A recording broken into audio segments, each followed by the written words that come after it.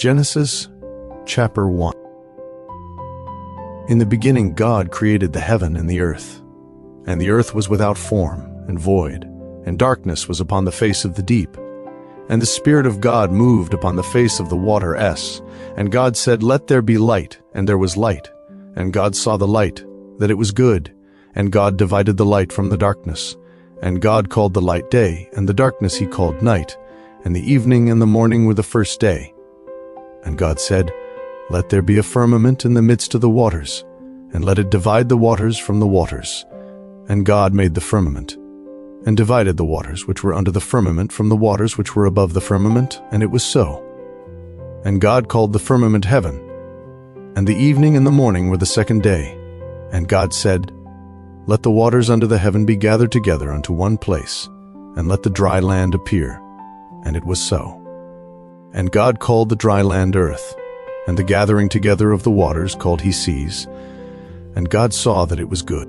And God said, "Let the earth bring forth grass, the herb yielding seed, and the fruit tree yielding fruit after his kind, whose seed is in itself, upon the earth." And it was so. And the earth brought forth grass, and herb yielding seed after his kind, and the tree yielding fruit, whose seed was in itself, after his kind. And God saw that it was good. And the evening and the morning were the third day. And God said, "Let there be lights in the firmament of the heaven to divide the day from the night, and let them be for signs, and for seasons, and for days, and years, and let them be for lights in the firmament of the heaven to give light upon the earth." And it was so. And God made two great lights, the greater light to rule the day, and the lesser light to rule the night. He made the stars also. And God set them in the firmament of the heaven to give light upon the earth, and to rule over the day and over the night, and to divide the light from the darkness. And God saw that it was good. And the evening and the morning were the fourth day.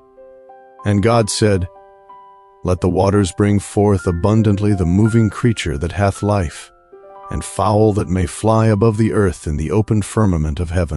And God created great whales, and every living creature that moveth, which the waters brought forth abundantly after their kind, and every winged fowl after his kind. And God saw that it was good. And God blessed them, saying, "Be fruitful, and multiply, and fill the waters in the seas, and let fowl multiply in the earth." And the evening and the morning were the fifth day.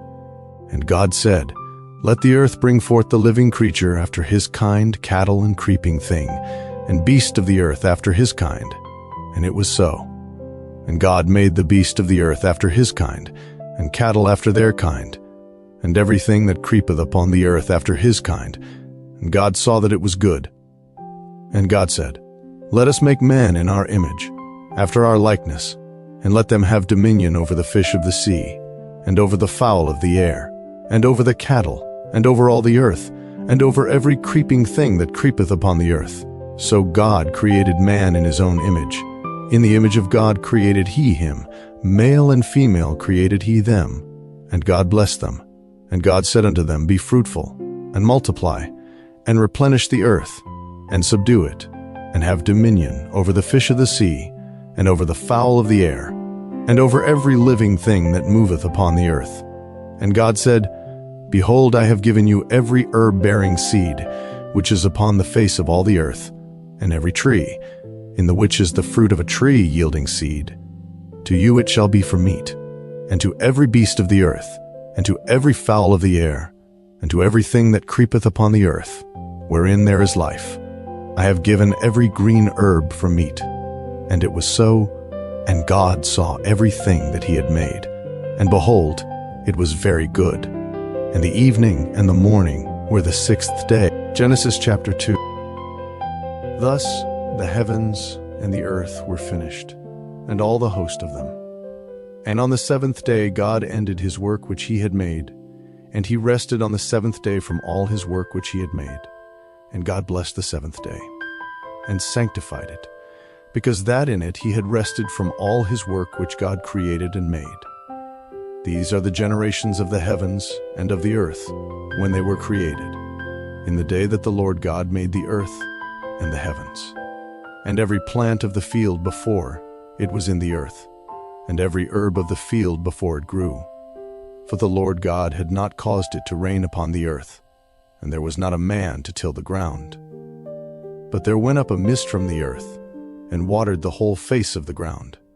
And the Lord God formed man of the dust of the ground, and breathed into his nostrils the breath of life, and man became a living soul. And the Lord God planted a garden eastward in Eden, and there he put the man whom he had formed. And out of the ground made the Lord God to grow every tree that is pleasant to the sight, and good for food, the tree of life also in the midst of the garden, and the tree of knowledge of good and evil. And a river went out of Eden to water the garden, and from thence it was parted, and became into 4 heads. The name of the first is Pison, that is it which compasseth the whole land of Havilah, where there is gold, and the gold of that land is good. There is bdellium and the onyx stone. And the name of the second river is Gihon, the same is it that compasseth the whole land of Ethiopia. And the name of the third river is Hiddekel, that is it which goeth toward the east of Assyria. And the fourth river is Euphrates. And the Lord God took the man, and put him into the garden of Eden to dress it, and to keep it. And the Lord God commanded the man, saying, Of every tree of the garden thou mayest freely eat, but of the tree of the knowledge of good and evil thou shalt not eat of it, for in the day that thou eatest thereof thou shalt surely die. And the Lord God said, It is not good that the man should be alone. I will make him an helpmeet for him. And out of the ground the Lord God formed every beast of the field, and every fowl of the air, and brought them unto Adam, to see what he would call them. And whatsoever Adam called every living creature, that was the name thereof. And Adam gave names to all cattle, and to the fowl of the air, and to every beast of the field. But for Adam there was not found an helpmeet for him. And the Lord God caused a deep sleep to fall upon Adam, and he slept. And he took one of his ribs, and closed up the flesh instead thereof. And the rib, which the Lord God had taken from man, made he a woman, and brought her unto the man. And Adam said, This is now bone of my bones, and flesh of my flesh. She shall be called woman, because she was taken out of man. Therefore shall a man leave his father and his mother, and shall cleave unto his wife, and they shall be one flesh. And they were both naked, the man and his wife, and were not ashamed. Genesis chapter 3. Now the serpent was more subtle than any beast of the field which the Lord God had made. And he said unto the woman, Yea, hath God said, Ye shall not eat of every tree of the garden?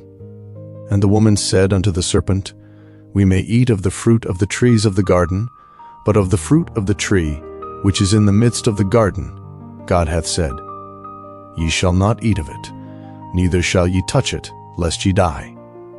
And the serpent said unto the woman, Ye shall not surely die, for God doth know that in the day ye eat thereof, then your eyes shall be opened, and ye shall be as gods, knowing good and evil.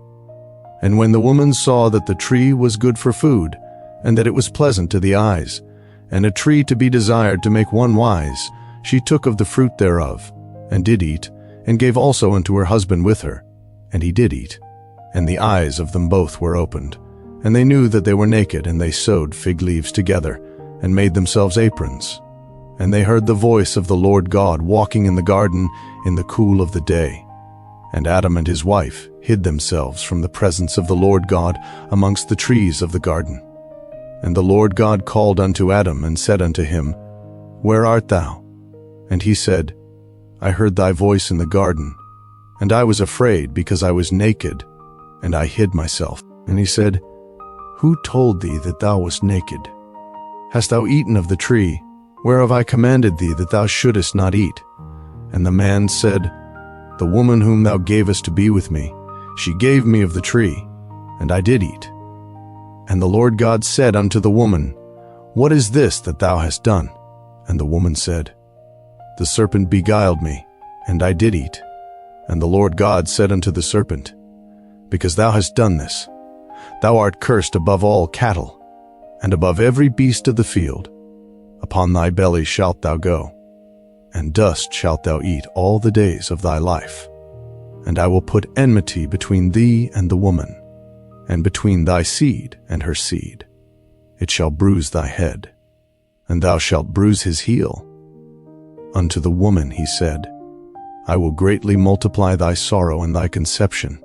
In sorrow thou shalt bring forth children, and thy desire shall be to thy husband, and he shall rule over thee. And unto Adam he said, Because thou hast hearkened unto the voice of thy wife, and hast eaten of the tree, of which I commanded thee, saying, Thou shalt not eat of it. Cursed is the ground for thy sake. In sorrow shalt thou eat of it all the days of thy life. Thorns also, and thistles shall it bring forth to thee. And thou shalt eat the herb of the field. In the sweat of thy face shalt thou eat bread, till thou return unto the ground. For out of it wast thou taken, for dust thou art, and unto dust shalt thou return. And Adam called his wife's name Eve, because she was the mother of all living. Unto Adam also, and to his wife did the Lord God make coats of skins, and clothe them. And the Lord God said, Behold, the man is become as one of us, to know good and evil. And now, lest he put forth his hand, and take also of the tree of life, and eat, and live forever. Therefore the Lord God sent him forth from the Garden of Eden, to till the ground from whence he was taken. So he drove out the man, and he placed at the east of the Garden of Eden cherubims, and a flaming sword which turned every way, to keep the way of the tree of life. Genesis chapter 4. And Adam knew Eve his wife, and she conceived, and bare Cain, and said, I have gotten a man from the Lord. And she again bare his brother Abel. And Abel was a keeper of sheep, but Cain was a tiller of the ground. And in process of time it came to pass, that Cain brought of the fruit of the ground an offering unto the Lord. And Abel, he also brought of the firstlings of his flock, and of the fat thereof. And the Lord had respect unto Abel and to his offering, but unto Cain and to his offering he had not respect. And Cain was very wroth, and his countenance fell. And the Lord said unto Cain, Why art thou wroth? And why is thy countenance fallen? If thou doest well, shalt thou not be accepted. And if thou doest not well, sin lieth at the door, and unto thee shall be his desire, and thou shalt rule over him. And Cain talked with Abel his brother, and it came to pass, when they were in the field, that Cain rose up against Abel his brother, and slew him. And the Lord said unto Cain, Where is Abel thy brother? And he said, I know not. Am I my brother's keeper? And he said, What hast thou done? The voice of thy brother's blood crieth unto me from the ground. And now art thou cursed from the earth, which hath opened her mouth to receive thy brother's blood from thy hand, when thou tillest the ground. It shall not henceforth yield unto thee her strength. A fugitive and a vagabond shalt thou be in the earth. And Cain said unto the Lord, My punishment is greater than I can bear. Behold, thou hast driven me out this day from the face of the earth, and from thy face shall I be hid, and I shall be a fugitive and a vagabond in the earth. And it shall come to pass, that every one that findeth me shall slay me. And the Lord said unto him, Therefore whosoever slayeth Cain, vengeance shall be taken on him sevenfold. And the Lord set a mark upon Cain, lest any finding him should kill him. And Cain went out from the presence of the Lord, and dwelt in the land of Nod, on the east of Eden. And Cain knew his wife, and she conceived, and bare Enoch. And he builded a city, and called the name of the city after the name of his son Enoch. And unto Enoch was born Irad, and Irad begat Mehujael, and Mehujael begat Methusael, and Methusael begat Lamech. And Lamech took unto him 2 wives. The name of the one was Ada, and the name of the other Zillah. And Ada bare Jabal. He was the father of such as dwell in tents, and of such as have cattle. And his brother's name was Jubal. He was the father of all such as handle the harp and organ. And Zillah, she also bare Tubal-Cain, an instructor of every artificer in brass and iron, and the sister of Tubal-Cain was Naamah. And Lamech said unto his wives, Ada and Zillah, hear my voice. Ye wives of Lamech, hearken unto my speech. For I have slain a man to my wounding, and a young man to my hurt. If Cain shall be avenged sevenfold, truly Lamech 70 and sevenfold. And Adam knew his wife again, and she bare a son, and called his name Seth. For God said she, hath appointed me another seed instead of Abel, whom Cain slew. And to Seth, to him also there was born a son, and he called his name Enos. Then began men to call upon the name of the Lord. Genesis chapter 5. This is the book of the generations of Adam. In the day that God created man, in the likeness of God made he him. Male and female created he them, and blessed them, and called their name Adam, in the day when they were created. And Adam lived 130 years, and begat a son in his own likeness, and after his image, and called his name Seth. And the days of Adam, after he had begotten Seth, were 800 years, and he begat sons and daughters. And all the days that Adam lived were 930 years, and he died. And Seth lived 105 years, and begat Enos. And Seth lived after he begat Enos 807 years, and begat sons and daughters. And all the days of Seth were 912 years, and he died. And Enos lived 90 years, and begat Canaan. And Enos lived after he begat Canaan 815 years, and begat sons and daughters. And all the days of Enos were 905 years, and he died. And Canaan lived 70 years, and begat Mahalaleel. And Canaan lived after he begat Mahalaleel 840 years, and begat sons and daughters. And all the days of Canaan were 910 years, and he died. And Mahalaleel lived 65 years, and begat Jared. And Mahalaleel lived after he begat Jared 830 years, and begat sons and daughters. And all the days of Mahalaleel were 895 years, and he died. And Jared lived 162 years, and he begat Enoch. And Jared lived after he begat Enoch 800 years, and begat sons and daughters. And all the days of Jared were 962 years, and he died. And Enoch lived 65 years, and begat Methuselah. And Enoch walked with God after he begat Methuselah 300 years, and begat sons and daughters. And all the days of Enoch were 365 years. And Enoch walked with God, and he was not, for God took him. And Methuselah lived 187 years, and begat Lamech. And Methuselah lived, after he begat Lamech 782 years, and begat sons and daughters. And all the days of Methuselah were 969 years, and he died. And Lamech lived 182 years, and begat a son. And he called his name Noah, saying, This same shall comfort us concerning our work and toil of our hands, because of the ground which the Lord hath cursed. And Lamech lived after he begat Noah 595 years, and begat sons and daughters. And all the days of Lamech were 777 years, and he died. And Noah was 500 years old, and Noah begat Shem, Ham, and Japheth. Genesis chapter 6. And it came to pass, when men began to multiply on the face of the earth, and daughters were born unto them, that the sons of God saw the daughters of men that they were fair, and they took them wives of all which they chose. And the Lord said, My spirit shall not always strive with man, for that he also is flesh, yet his days shall be 120 years. There were giants in the earth in those days, and also after that, when the sons of God came in unto the daughters of men, and they bare children to them, the same became mighty men which were of old, men of renown. And God saw that the wickedness of man was great in the earth, and that every imagination of the thoughts of his heart was only evil continually.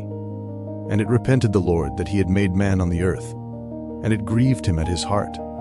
And the Lord said, I will destroy man, whom I have created from the face of the earth, both man and beast, and the creeping thing, and the fowls of the air, for it repenteth me that I have made them. But Noah found grace in the eyes of the Lord. These are the generations of Noah. Noah was a just man and perfect in his generations.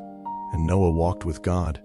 And Noah begat 3 sons, Shem, Ham, and Japheth. The earth also was corrupt before God, and the earth was filled with violence. And God looked upon the earth, and behold, it was corrupt, for all flesh had corrupted his way upon the earth. And God said unto Noah, The end of all flesh is come before me, for the earth is filled with violence through them, and behold, I will destroy them with the earth. Make thee an ark of gopher wood. Room shalt thou make in the ark, and shalt pitch it within and without with pitch. And this is the fashion which thou shalt make it of. The length of the ark shall be 300 cubits, the breadth of it 50 cubits, and the height of it 30 cubits. A window shalt thou make to the ark, and in a cubit shalt thou finish it above, and the door of the ark shalt thou set in the side thereof. With lower, second, and third stories shalt thou make it. And behold, I, even I, do bring a flood of waters upon the earth, to destroy all flesh, wherein is the breath of life, from under heaven, and everything that is in the earth shall die.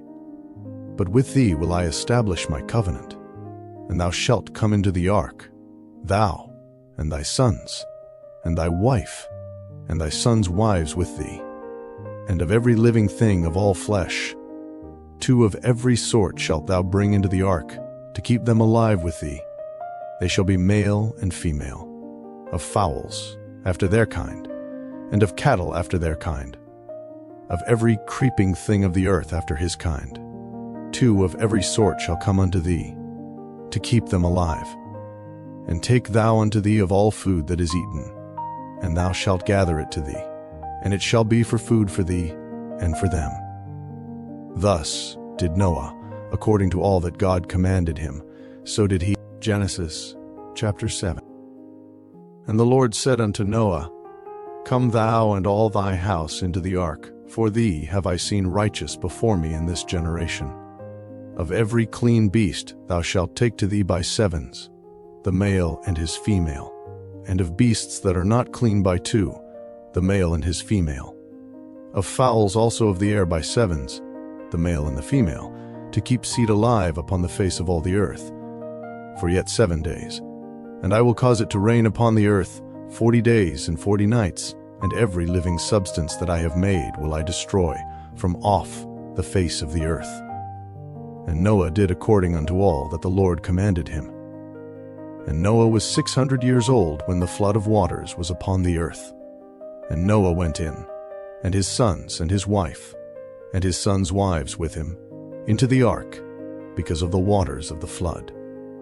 Of clean beasts, and of beasts that are not clean, and of fowls, and of everything that creepeth upon the earth, there went in 2 and 2 unto Noah into the ark, the male and the female, as God had commanded Noah. And it came to pass after 7 days, that the waters of the flood were upon the earth.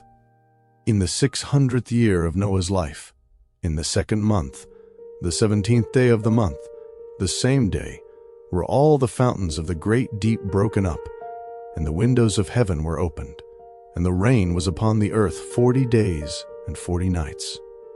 In the selfsame day entered Noah and Shem, and Ham, and Japheth, the sons of Noah, and Noah's wife, and the 3 wives of his sons with them, into the ark, they and every beast after his kind, and all the cattle after their kind, and every creeping thing that creepeth upon the earth after his kind, and every fowl after his kind, every bird of every sort. And they went in unto Noah into the ark, 2 and 2 of all flesh, wherein is the breath of life. And they that went in male and female of all flesh, as God had commanded him. And the Lord shut him in. And the flood was 40 days upon the earth, and the waters increased, and bare up the ark, and it was lift up above the earth. And the waters prevailed, and were increased greatly upon the earth, and the ark went upon the face of the waters. And the waters prevailed exceedingly upon the earth, and all the high hills that were under the whole heaven were covered. 15 cubits upward did the waters prevail, and the mountains were covered. And all flesh died that moved upon the earth, both of fowl, and of cattle, and of beast, and of every creeping thing that creepeth upon the earth. And every man, all in whose nostrils was the breath of life, of all that was in the dry land, died. And every living substance was destroyed, which was upon the face of the ground, both man and cattle, and the creeping things, and the fowl of the heaven, and they were destroyed from the earth. And Noah only remained alive, and they that were with him in the ark. And the waters prevailed upon the earth 150 days. Genesis chapter 8. And God remembered Noah, and every living thing, and all the cattle that was with him in the ark. And God made a wind to pass over the earth, and the waters assuaged, the fountains also of the deep, and the windows of heaven were stopped. And the rain from heaven was restrained, and the waters returned from off the earth continually.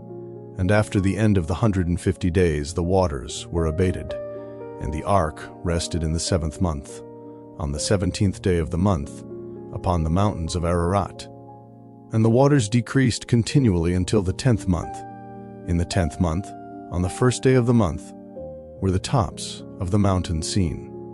And it came to pass at the end of 40 days, that Noah opened the window of the ark which he had made, and he sent forth a raven, which went forth to and fro, until the waters were dried up from off the earth.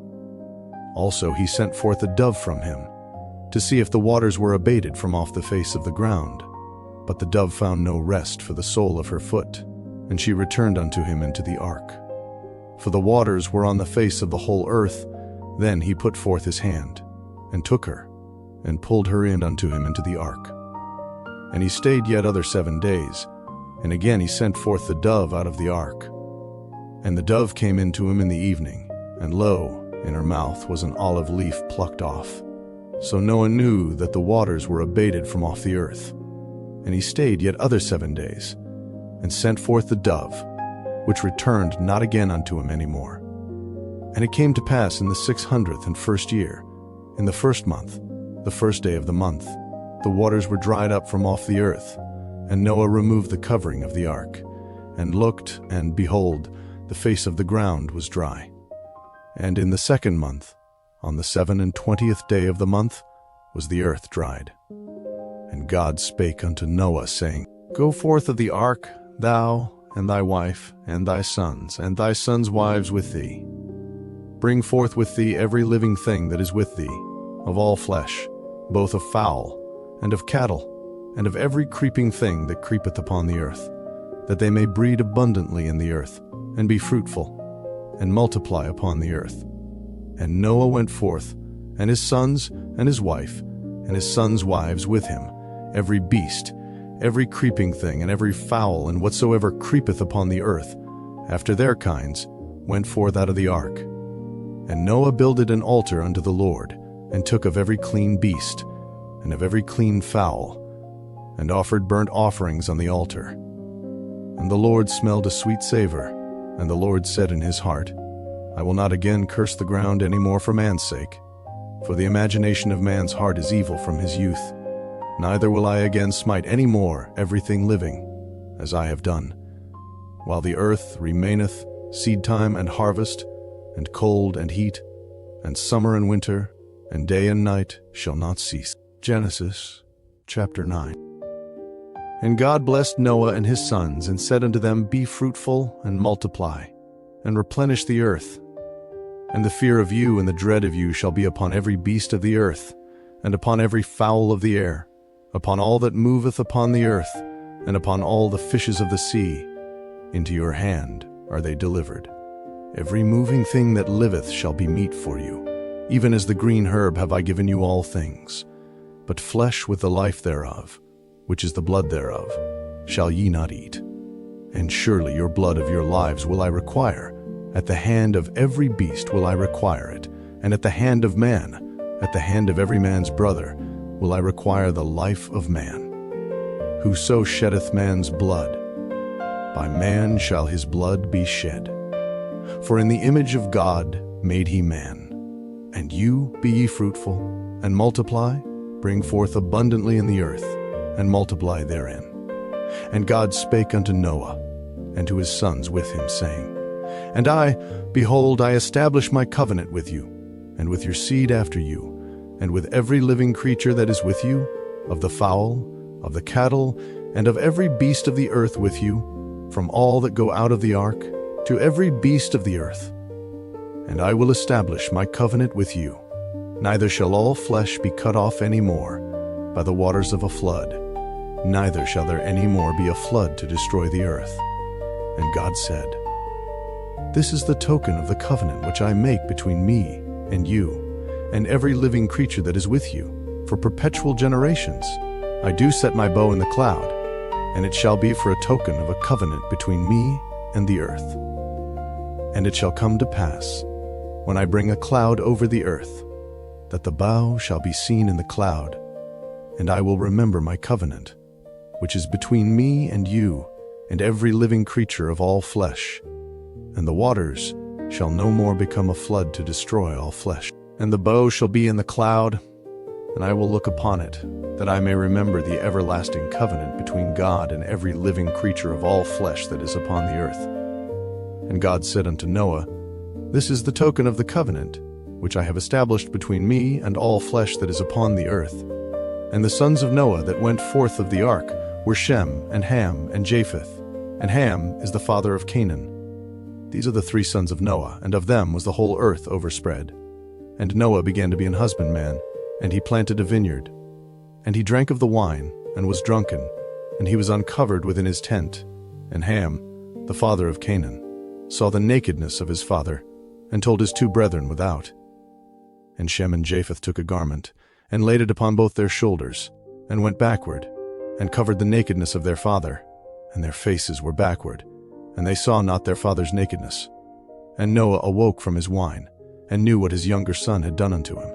And he said, Cursed be Canaan, a servant of servants shall he be unto his brethren.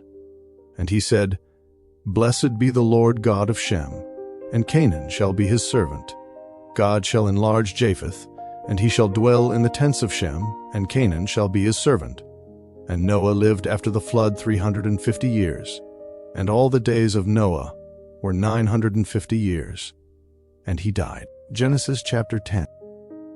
Now these are the generations of the sons of Noah, Shem, Ham, and Japheth. And unto them were sons born after the flood. The sons of Japheth, Gomer and Magog, and Madai, and Javan, and Tubal, and Meshech, and Tiras.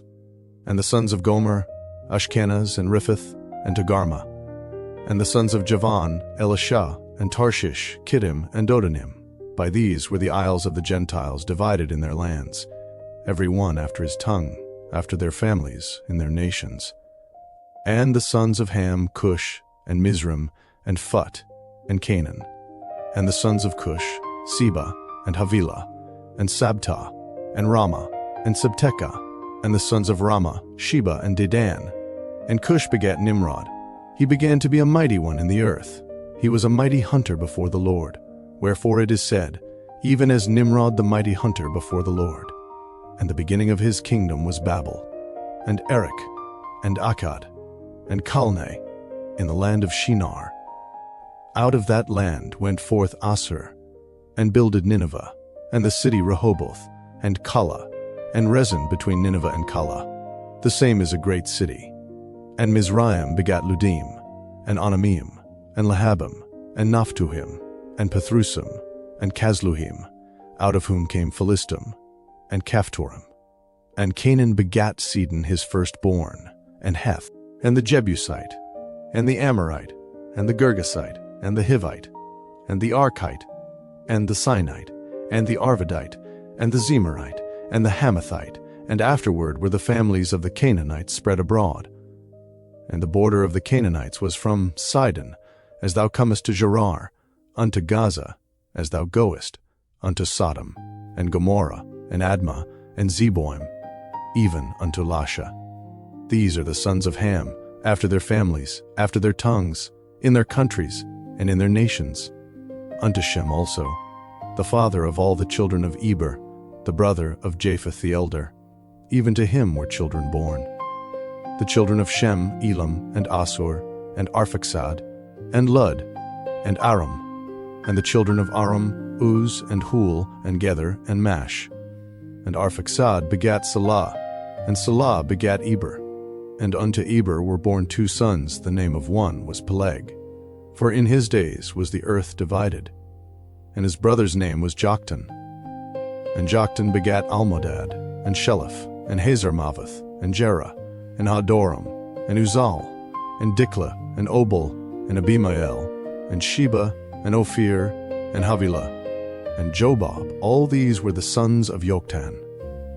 And their dwelling was from Mesha, as thou goest unto Sephar mount of the east.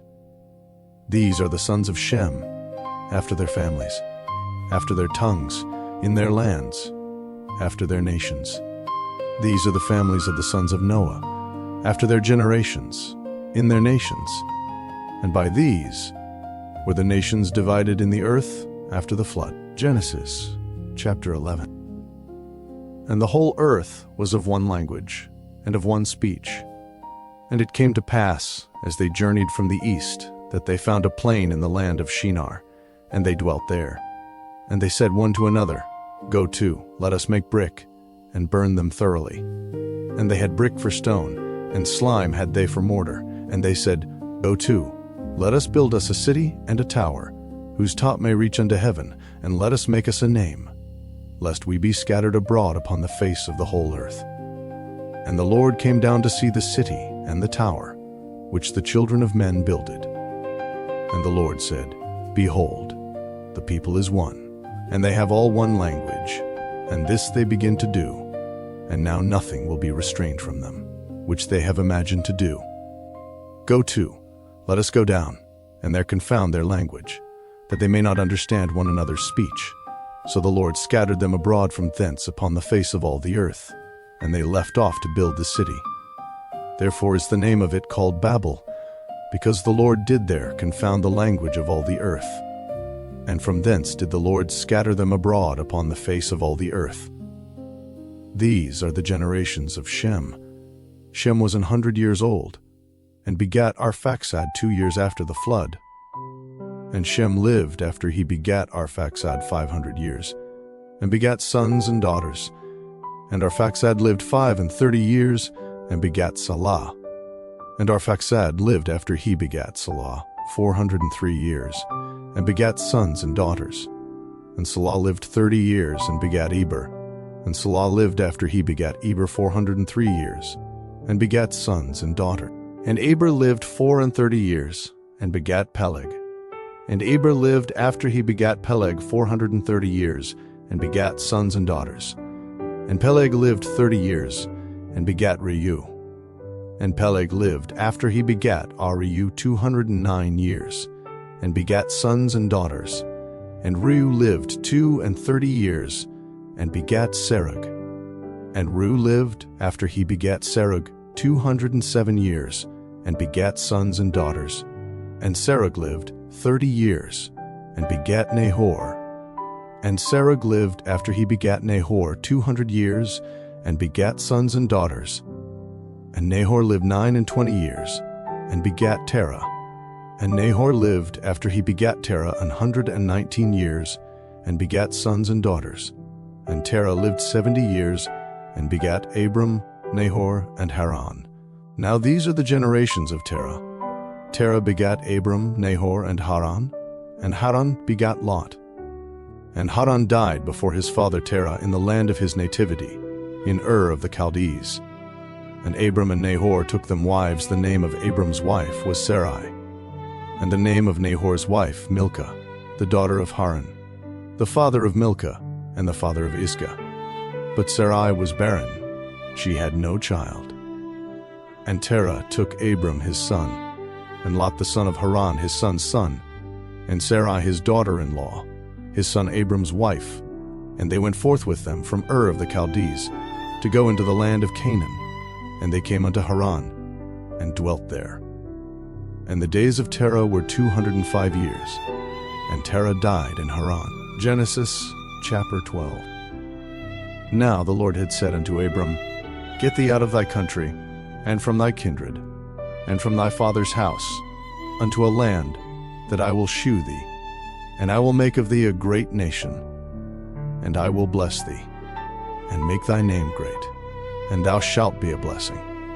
And I will bless them that bless thee, and curse him that curseth thee, and in thee shall all families of the earth be blessed.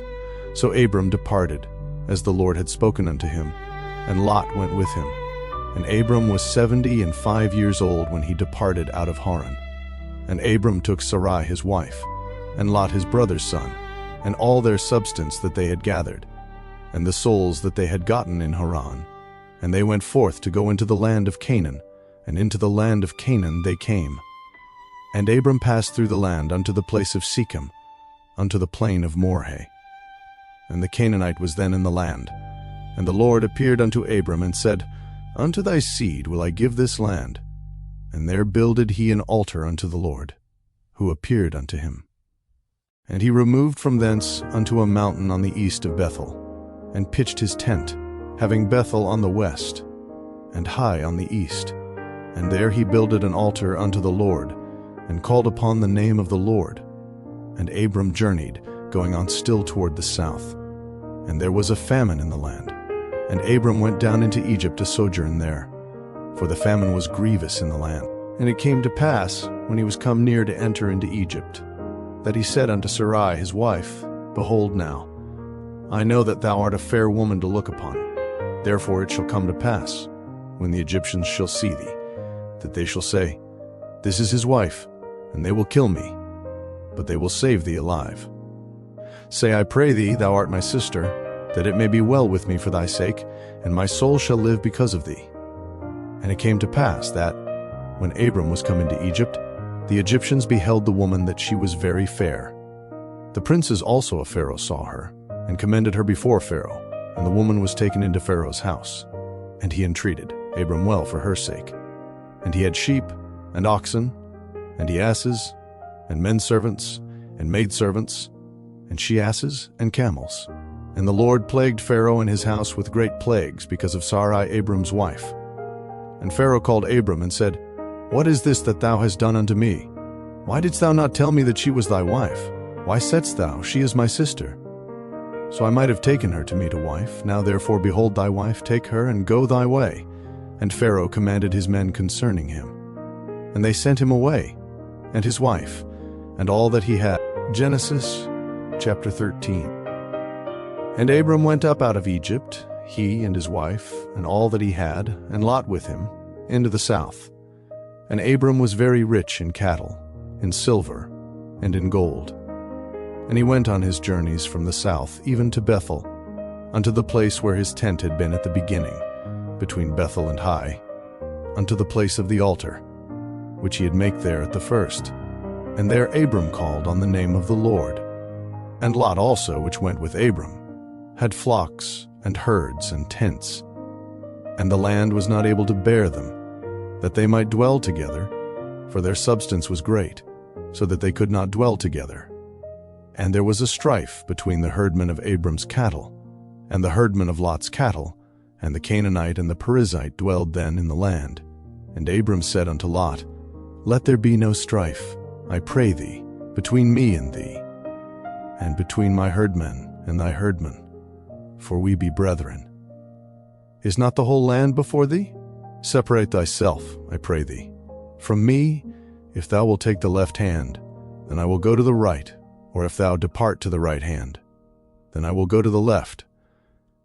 And Lot lifted up his eyes, and beheld all the plain of Jordan, that it was well watered everywhere, before the Lord destroyed Sodom and Gomorrah, even as the garden of the Lord, like the land of Egypt, as thou comest unto Zoar. Then Lot chose him all the plain of Jordan, and Lot journeyed east, and they separated themselves the one from the other.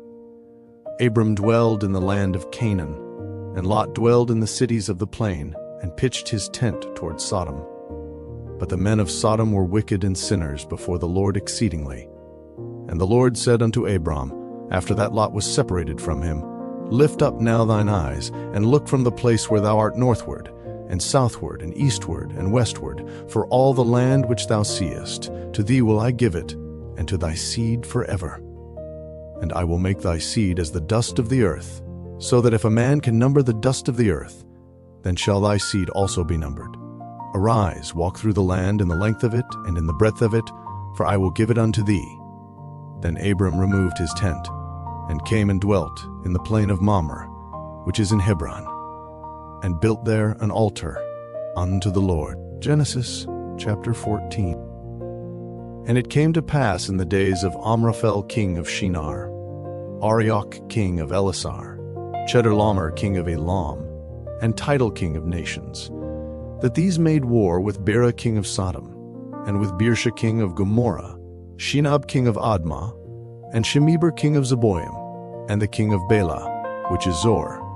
All these were joined together in the vale of Siddim, which is the Salt Sea. 12 years they served Chedorlaomer, and in the 13th year they rebelled. And in the 14th year came Chedorlaomer, and the kings that were with him, and smote the Rephaims in Ashtaroth-Karnaim, and the Zuzims in Ham, and the Emmons in Shavkiriatam, and the Horites in their Mount Seir, unto Elparan, which is by the wilderness. And they returned, and came to En-Mishpat, which is Kadesh, and smote all the country of the Amalekites, and also the Amorites that dwelt in Hazazontamar. And there went out the king of Sodom, and the king of Gomorrah, and the king of Admah, and the king of Zeboim, and the king of Bela, the same is Zor. And they joined battle with them in the vale of Siddim, with Chedorlaomer the king of Elam, and with Tidal king of nations, and Amraphel king of Shinar, and Arioch king of Elasar, 4 kings with 5. And the vale of Siddim was full of slime pits, and the kings of Sodom and Gomorrah fled, and fell there. And they that remained fled to the mountain.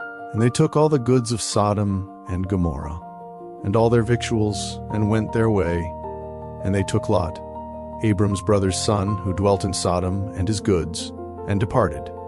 And there came one that had escaped, and told Abram the Hebrew, for he dwelt in the plain of Mamre the Amorite, brother of Eshcol, and brother of Aner. And these were confederate with Abram. And when Abram heard that his brother was taken captive, he armed his trained servants, born in his own house, 318, and pursued them unto Dan. And he divided himself against them, he and his servants, by night, and smote them, and pursued them unto Hobah, which is on the left hand of Damascus. And he brought back all the goods, and also brought again his brother Lot, and his goods, and the women also, and the people. And the king of Sodom went out to meet him after his return from the slaughter of Chedorlaomer and of the kings that were with him, at the valley of Shav, which is the king's dale.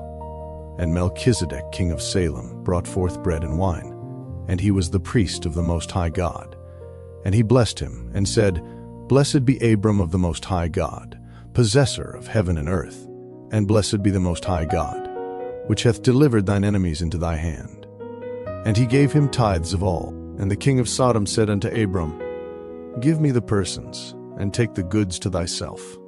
And Abram said to the king of Sodom, I have lift up mine hand unto the Lord, the Most High God, the possessor of heaven and earth, that I will not take from a thread even to a shoe latchet, and that I will not take anything that is thine, lest thou shouldest say, I have made Abram rich, save only that which the young men have eaten, and the portion of the men which went with me, Aner, Eshcol, and Mamre. Let them take their portion. Genesis chapter 15. After these things the word of the Lord came unto Abram in a vision, saying, Fear not, Abram, I am thy shield, and thy exceeding great reward. And Abram said, Lord God, what wilt thou give me, seeing I go childless, and the steward of my house is this Eliezer of Damascus? And Abram said, Behold, to me thou hast given no seed, and lo, one born in my house is mine heir. And behold, the word of the Lord came unto him, saying, This shall not be thine heir, but he that shall come forth out of thine own bowels shall be thine heir. And he brought him forth abroad, and said, Look now toward heaven, and tell the stars, if thou be able to number them. And he said unto him, So shall thy seed be. And he believed in the Lord, and he counted it to him for righteousness. And he said unto him, I am the Lord that brought thee out of Ur of the Chaldees, to give thee this land to inherit it. And he said, Lord God, whereby shall I know that I shall inherit it? And he said unto him, Take me an heifer of 3 years old, and a she-goat of 3 years old, and a ram of 3 years old, and a turtle-dove, and a young pigeon. And he took unto him all these, and divided them in the midst, and laid each piece one against another. but the birds divided he not. And when the fowls came down upon the carcasses, Abram drove them away.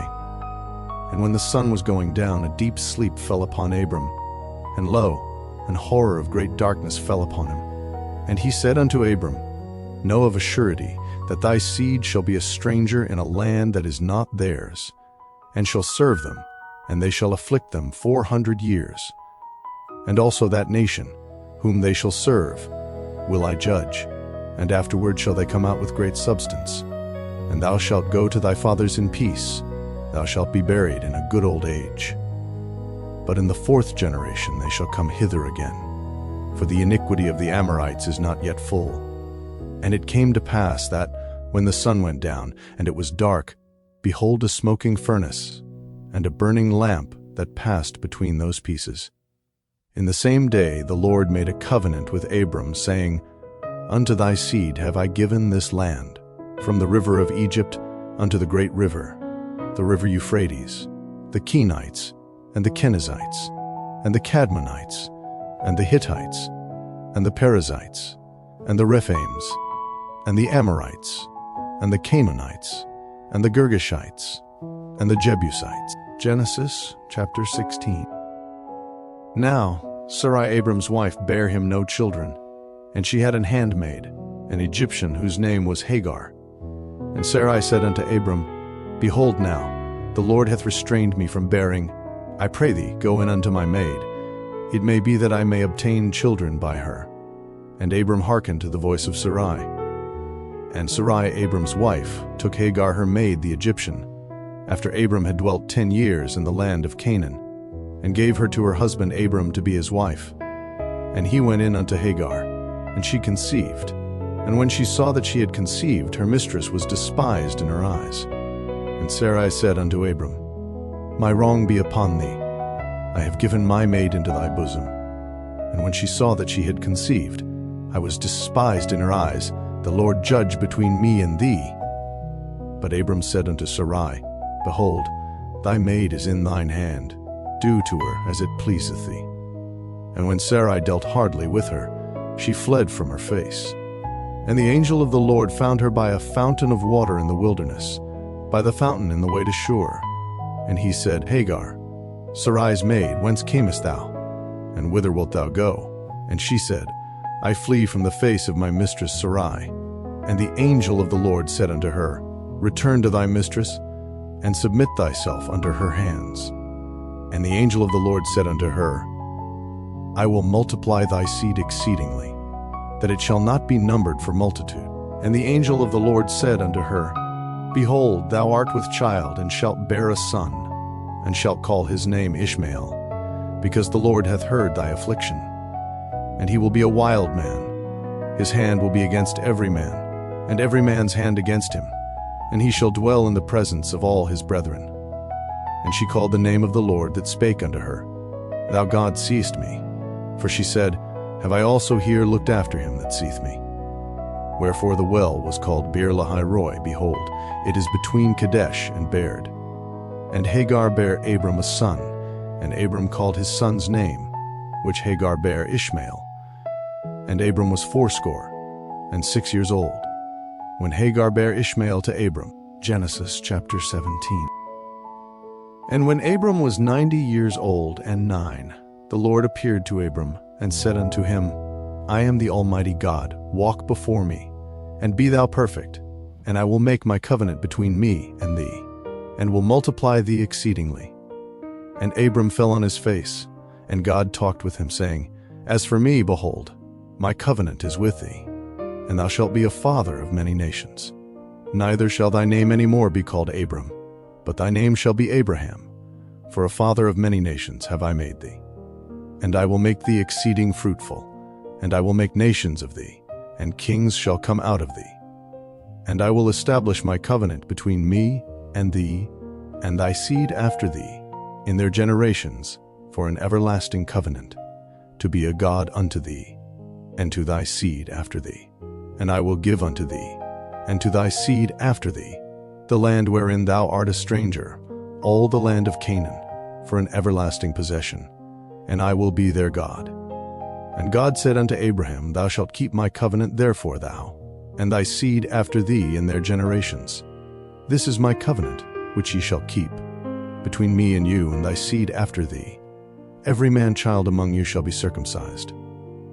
And ye shall circumcise the flesh of your foreskin, and it shall be a token of the covenant betwixt me and you.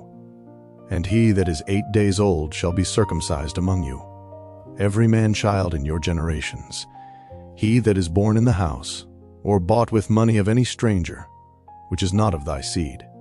He that is born in thy house, and he that is bought with thy money, must needs be circumcised.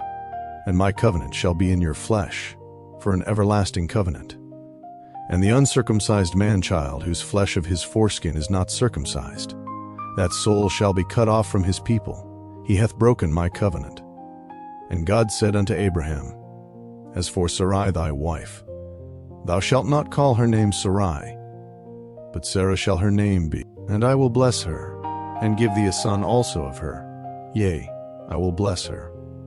And she shall be a mother of nations. Kings of people shall be of her.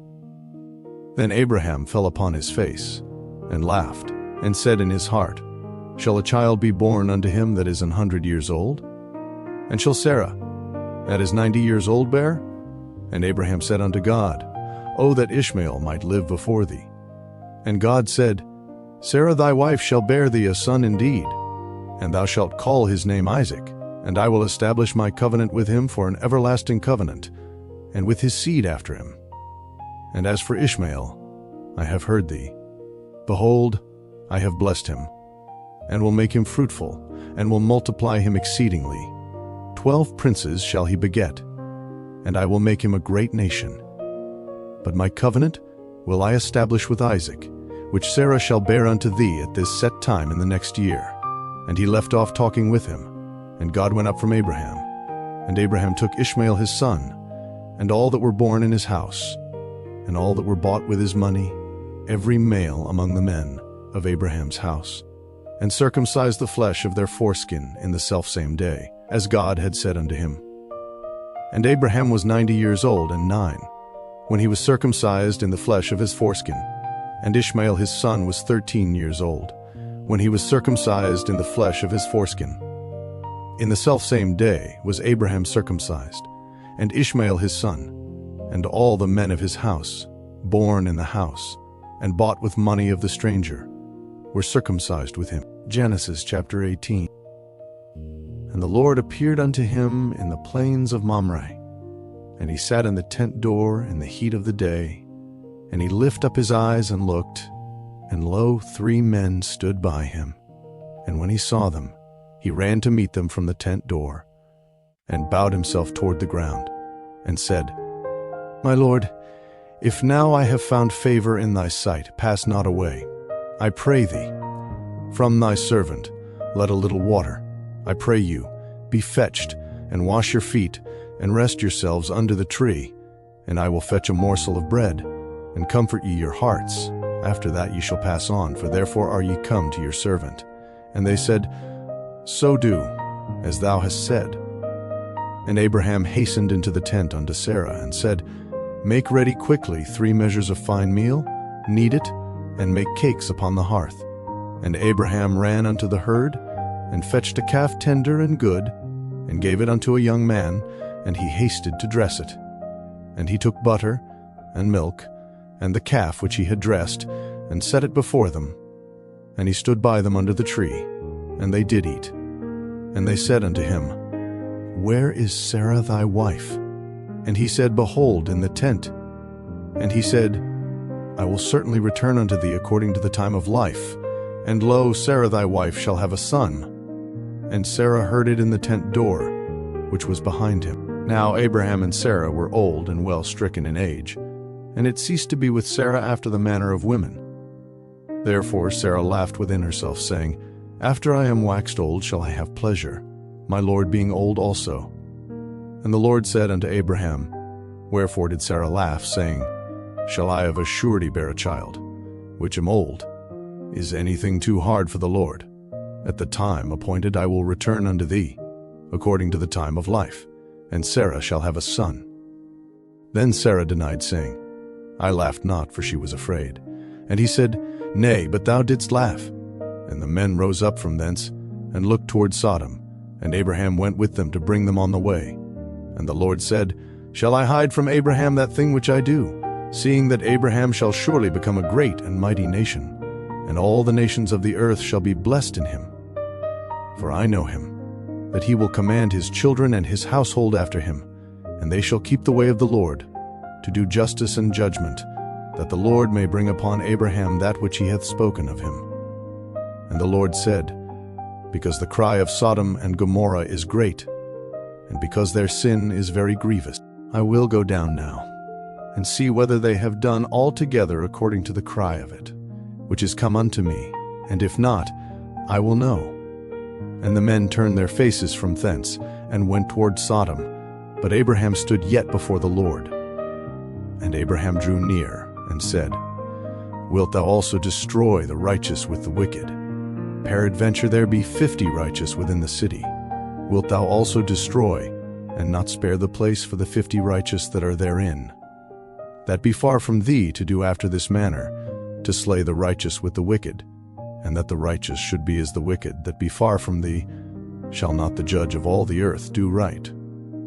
And the Lord said, If I find in Sodom 50 righteous within the city, then I will spare all the place for their sakes. And Abraham answered and said, Behold now, I have taken upon me to speak unto the Lord, which am but dust and ashes. Peradventure there shall lack 5 of the 50 righteous. Wilt thou destroy all the city for lack of 5? And he said, If I find there 40 and 5, I will not destroy it.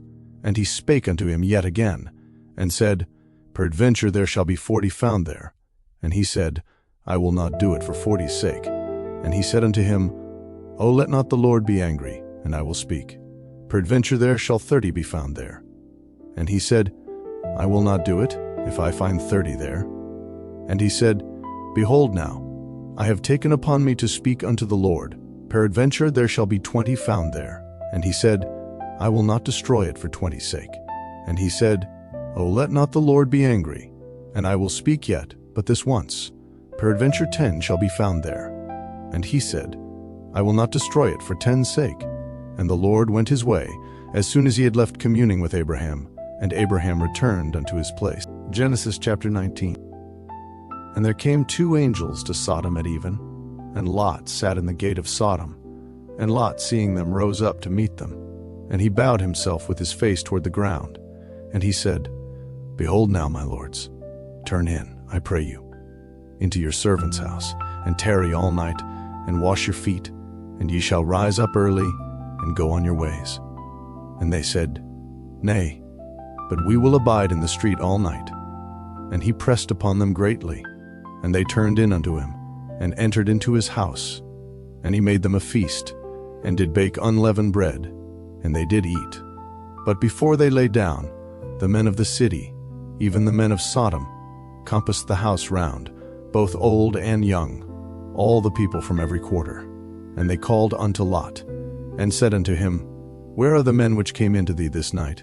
Bring them out unto us, that we may know them. And Lot went out at the door unto them, and shut the door after him, and said, I pray you, brethren, do not so wickedly. Behold now, I have 2 daughters which have not known man. Let me, I pray you, bring them out unto you, and do ye to them as is good in your eyes. Only unto these men do nothing, for therefore came they under the shadow of my roof. And they said, Stand back. And they said again, This one fellow came in to sojourn, and he will needs be a judge. Now will we deal worse with thee than with them. And they pressed sore upon the man, even Lot, and came near to break the door. But the men put forth their hand, and pulled Lot into the house to them, and shut to the door. And they smote the men that were at the door of the house with blindness, both small and great, so that they wearied themselves to find the door. And the men said unto Lot, Hast thou here any besides? Son-in-law, and thy sons, and thy daughters, and whatsoever thou hast in the city, bring them out of this place. For we will destroy this place, because the cry of them is waxen great before the face of the Lord. And the Lord hath sent us to destroy it. And Lot went out, and spake unto his sons-in-law, which married his daughters, and said, Up, get you out of this place, for the Lord will destroy this city. but he seemed as one that mocked unto his sons-in-law. And when the morning arose, then the angels hastened Lot, saying, Arise, take thy wife, and thy 2 daughters, which are here, lest thou be consumed in the iniquity of the city. And while he lingered, the men laid hold upon his hand, and upon the hand of his wife, and upon the hand of his 2 daughters, the Lord being merciful unto him. And they brought him forth, and set him without the city. And it came to pass, when they had brought them forth abroad, that he said, Escape for thy life, look not behind thee, neither stay thou in all the plain, escape to the mountain, lest thou be consumed. And Lot said unto them, O, not so, my lord. Behold now, thy servant hath found grace in thy sight, and thou hast magnified thy mercy, which thou hast shewed unto me in saving my life, and I cannot escape to the mountain, lest some evil take me, and I die. Behold now, this city is near to flee unto, and it is a little one. O let me escape thither. Is it not a little one? And my soul shall live? And he said unto him, See, I have accepted thee concerning this thing also, that I will not overthrow this city, for the which thou hast spoken. Haste thee, escape thither, for I cannot do anything till thou be come thither. Therefore the name of the city was called Zoar.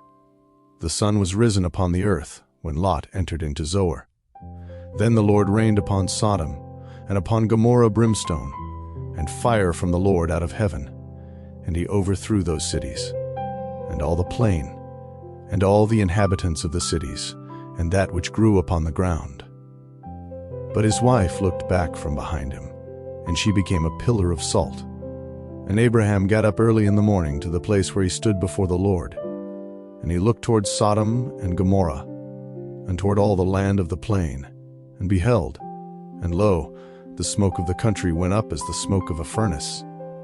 And it came to pass, when God destroyed the cities of the plain, that God remembered Abraham, and sent Lot out of the midst of the overthrow, when he overthrew the cities in the which Lot dwelt. And Lot went up out of Zoar, and dwelt in the mountain, and his 2 daughters with him, for he feared to dwell in Zoar, and he dwelt in a cave, he and his 2 daughters. And the firstborn said unto the younger, Our father is old, and there is not a man in the earth to come in unto us after the manner of all the earth. Come, let us make our father drink wine, and we will lie with him, that we may preserve seed of our father. And they made their father drink wine that night. And the firstborn went in, and lay with her father, and he perceived not when she lay down, nor when she arose. And it came to pass on the morrow, that the firstborn said unto the younger, Behold, I lay yesternight with my father.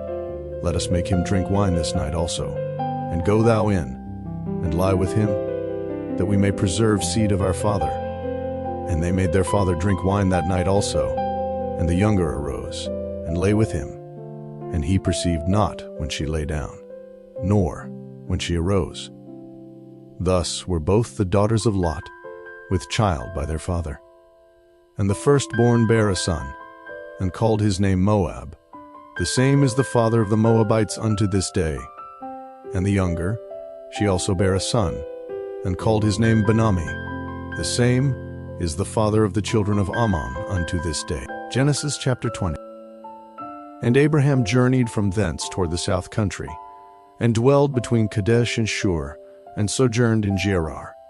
And Abraham said of Sarah his wife, She is my sister. And Abimelech king of Gerar sent, and took Sarah. But God came to Abimelech in a dream by night, and said to him, Behold, thou art but a dead man, for the woman which thou hast taken, for she is a man's wife. But Abimelech had not come near her. And he said, Lord, wilt thou slay also a righteous nation? Said he not unto me, She is my sister. And she, even she herself said, He is my brother. In the integrity of my heart and innocency of my hands have I done this. And God said unto him in a dream, Yea, I know that thou didst this in the integrity of thy heart, for I also withheld thee from sinning against me. Therefore suffered I thee not to touch her. Now therefore restore the man his wife, for he is a prophet, and he shall pray for thee, and thou shalt live. And if thou restore her not, know thou that thou shalt surely die thou, and all that are thine. Therefore Abimelech rose early in the morning, and called all his servants, and told all these things in their ears. And the men were sore afraid. Then Abimelech called Abraham, and said unto him, What hast thou done unto us?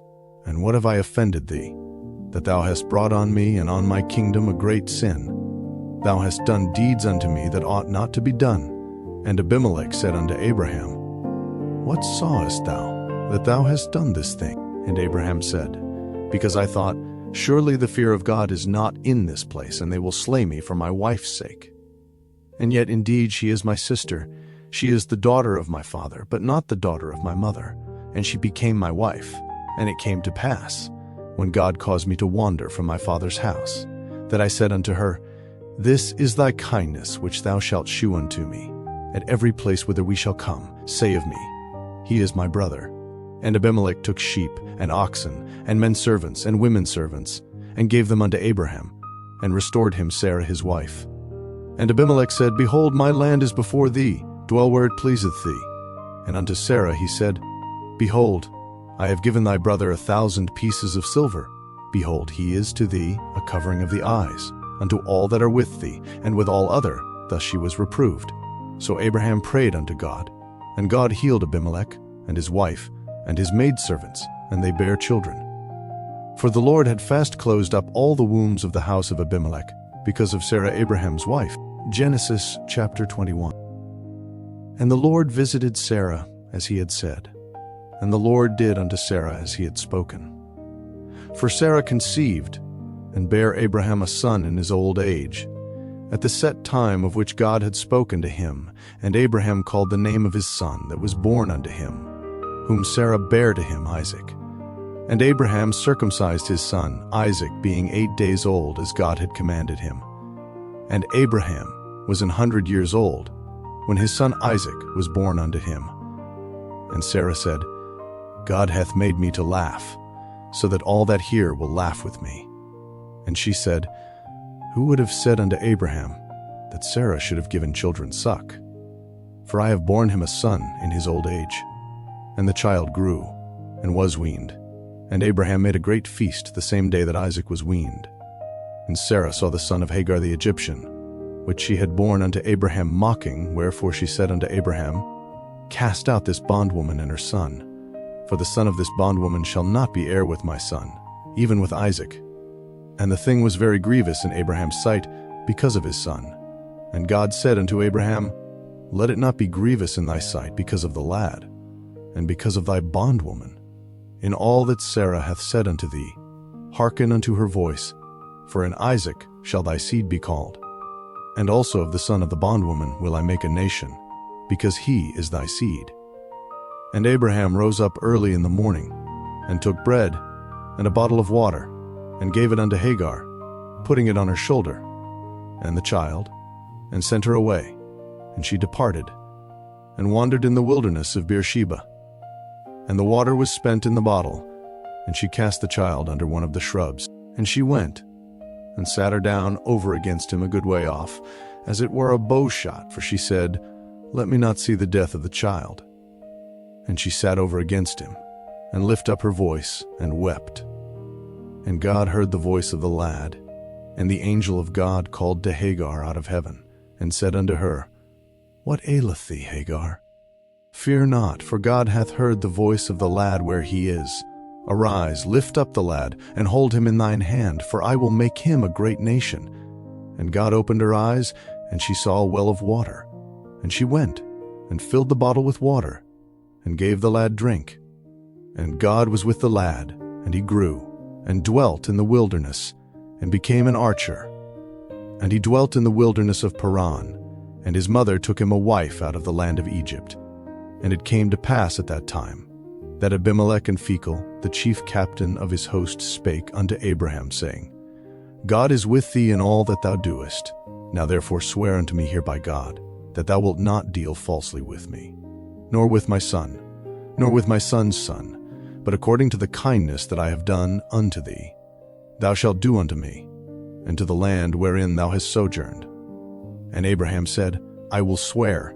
And Abraham reproved Abimelech because of a well of water, which Abimelech's servants had violently taken away. And Abimelech said, I wot not who hath done this thing, neither didst thou tell me, neither yet heard I of it, but today. And Abraham took sheep and oxen, and gave them unto Abimelech, and both of them made a covenant. And Abraham set 7 ewe lambs of the flock by themselves. And Abimelech said unto Abraham, What mean these 7 ewe lambs which thou hast set by themselves? And he said, For these 7 ewe lambs shalt thou take of my hand, that they may be a witness unto me, that I have digged this well. Wherefore he called that place Beersheba, because there they sware both of them. Thus they made a covenant at Beersheba. Then Abimelech rose up, and Phicol the chief captain of his host, and they returned into the land of the Philistines. And Abraham planted a grove in Beersheba, and called there on the name of the Lord, the everlasting God.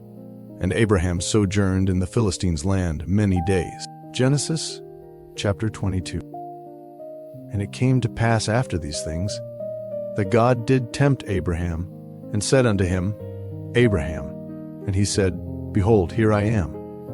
And he said, Take now thy son, thine only son Isaac, whom thou lovest, and get thee into the land of Moriah, and offer him there for a burnt offering upon one of the mountains, which I will tell thee of. And Abraham rose up early in the morning, and saddled his ass, and took 2 of his young men with him, and Isaac his son, and clave the wood for the burnt offering, and rose up, and went unto the place of which God had told him. Then on the 3rd day Abraham lifted up his eyes, and saw the place afar off. And Abraham said unto his young men, Abide ye here with the ass, and I and the lad will go yonder and worship, and come again to you. And Abraham took the wood of the burnt offering, and laid it upon Isaac his son. And he took the fire in his hand, and a knife, and they went both of them together. And Isaac spake unto Abraham his father, and said, My father. And he said, Here am I, my son. And he said, Behold the fire and the wood, but where is the lamb for a burnt offering? And Abraham said, My son, God will provide himself a lamb for a burnt offering.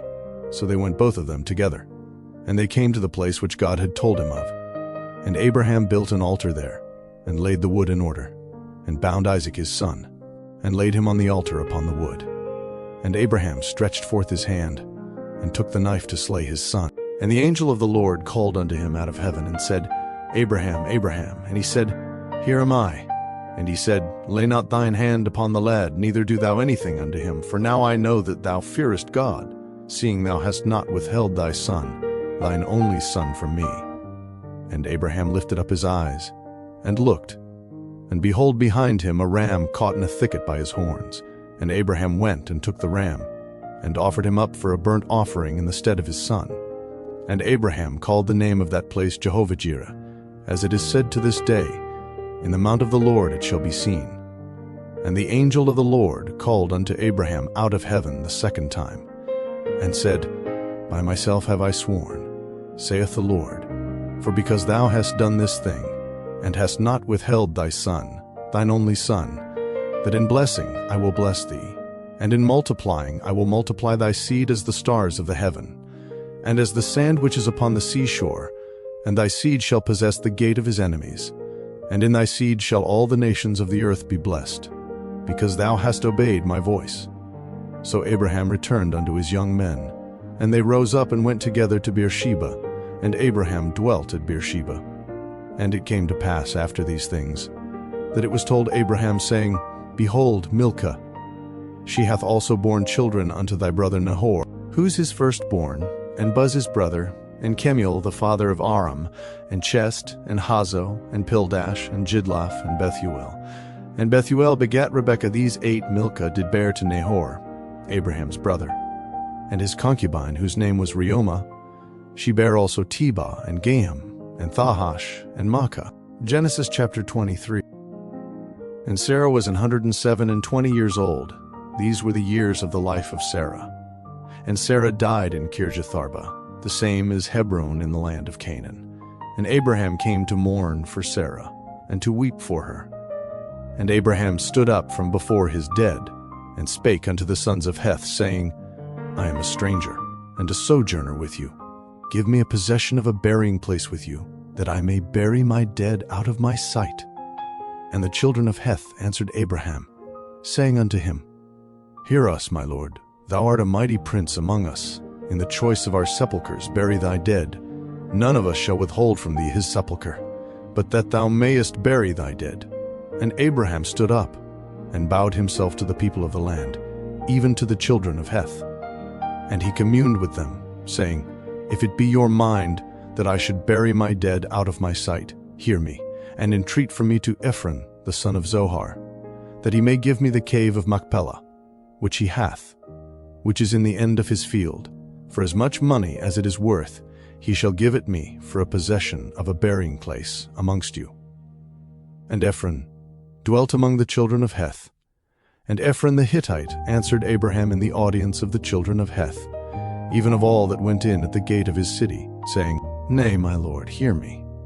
The field give I thee, and the cave that is therein. I give it thee. In the presence of the sons of my people give I it thee. Bury thy dead. And Abraham bowed down himself before the people of the land. And he spake unto Ephron in the audience of the people of the land, saying, But if thou wilt give it, I pray thee, hear me. I will give thee money for the field. Take it of me, and I will bury my dead there. And Ephron answered Abraham, saying unto him, My lord, hearken unto me. The land is worth 400 shekels of silver. What is that betwixt me and thee? Bury therefore thy dead. And Abraham hearkened unto Ephron. And Abraham weighed to Ephron the silver, which he had named in the audience of the sons of Heth, 400 shekels of silver, current money with the merchant. And the field of Ephron, which was in Machpelah, which was before Mamre, the field, and the cave which was therein, and all the trees that were in the field, that were in all the borders round about, were made sure unto Abraham for a possession in the presence of the children of Heth, before all that went in at the gate of his city.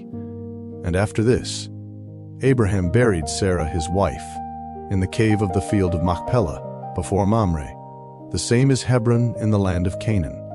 And the field, and the cave that is therein, were made sure unto Abraham for a possession of a burying place by the sons of Heth. Genesis chapter 24. And Abraham was old and well stricken in age, and the Lord had blessed Abraham in all things. And Abraham said unto his eldest servant of his house, that ruled over all that he had, Put, I pray thee, thy hand under my thigh, and I will make thee swear by the Lord, the God of heaven, and the God of the earth, that thou shalt not take a wife unto my son of the daughters of the Canaanites, among whom I dwell, but thou shalt go unto my country, and to my kindred, and take a wife unto my son Isaac.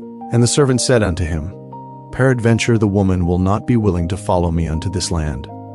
Must I needs bring thy son again unto the land from whence thou camest? And Abraham said unto him, Beware thou, that thou bring not my son thither again. The Lord God of heaven, which took me from my father's house, and from the land of my kindred, and which spake unto me, and that sware unto me, saying, Unto thy seed will I give this land. He shall send his angel before thee, and thou shalt take a wife unto my son from thence. And if the woman will not be willing to follow thee, then thou shalt be clear from this my oath. Only bring not my son thither again. And the servant put his hand under the thigh of Abraham his master, and sware to him concerning that matter. And the servant took 10 camels of the camels of his master, and departed. For all the goods of his master were in his hand.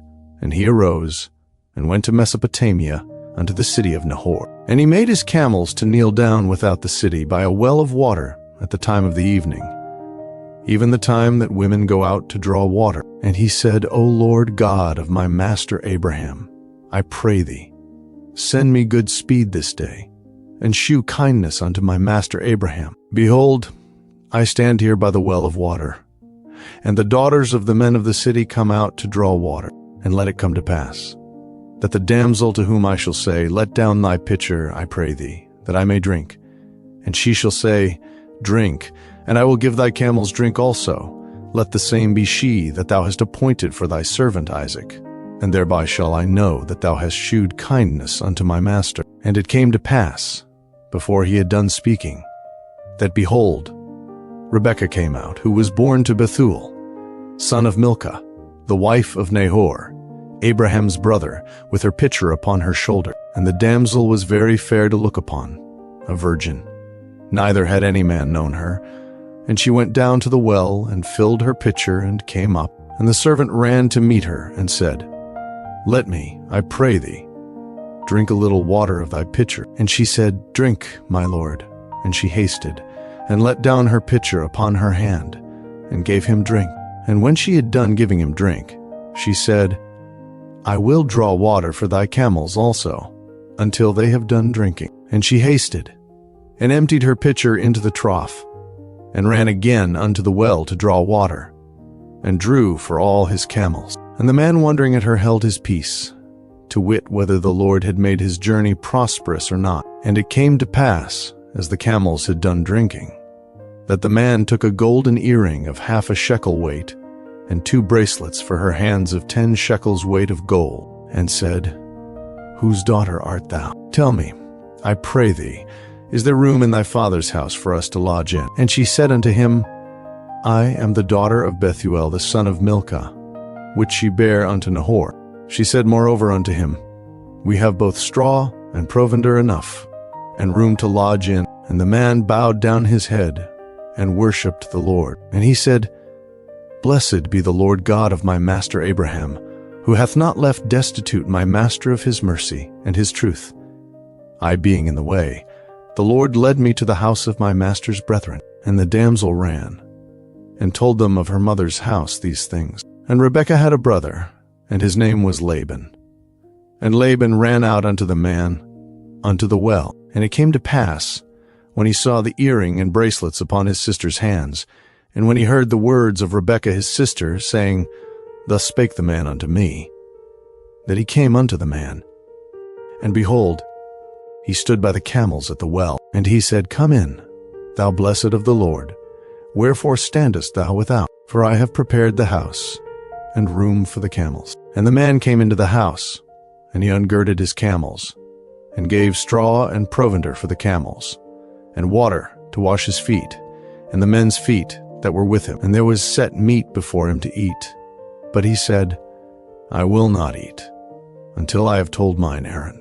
And he said, Speak on. And he said, I am Abraham's servant, and the Lord hath blessed my master greatly, and he is become great, and he hath given him flocks, and herds, and silver, and gold, and men servants, and maidservants, and camels, and asses. And Sarah my master's wife bare a son to my master when she was old, and unto him hath he given all that he hath. And my master made me swear, saying, Thou shalt not take a wife to my son of the daughters of the Canaanites, in whose land I dwell, but thou shalt go unto my father's house, and to my kindred, and take a wife unto my son. And I said unto my master, Peradventure the woman will not follow me. And he said unto me, The Lord, before whom I walk, will send his angel with thee, and prosper thy way, and thou shalt take a wife for my son of my kindred, and of my father's house.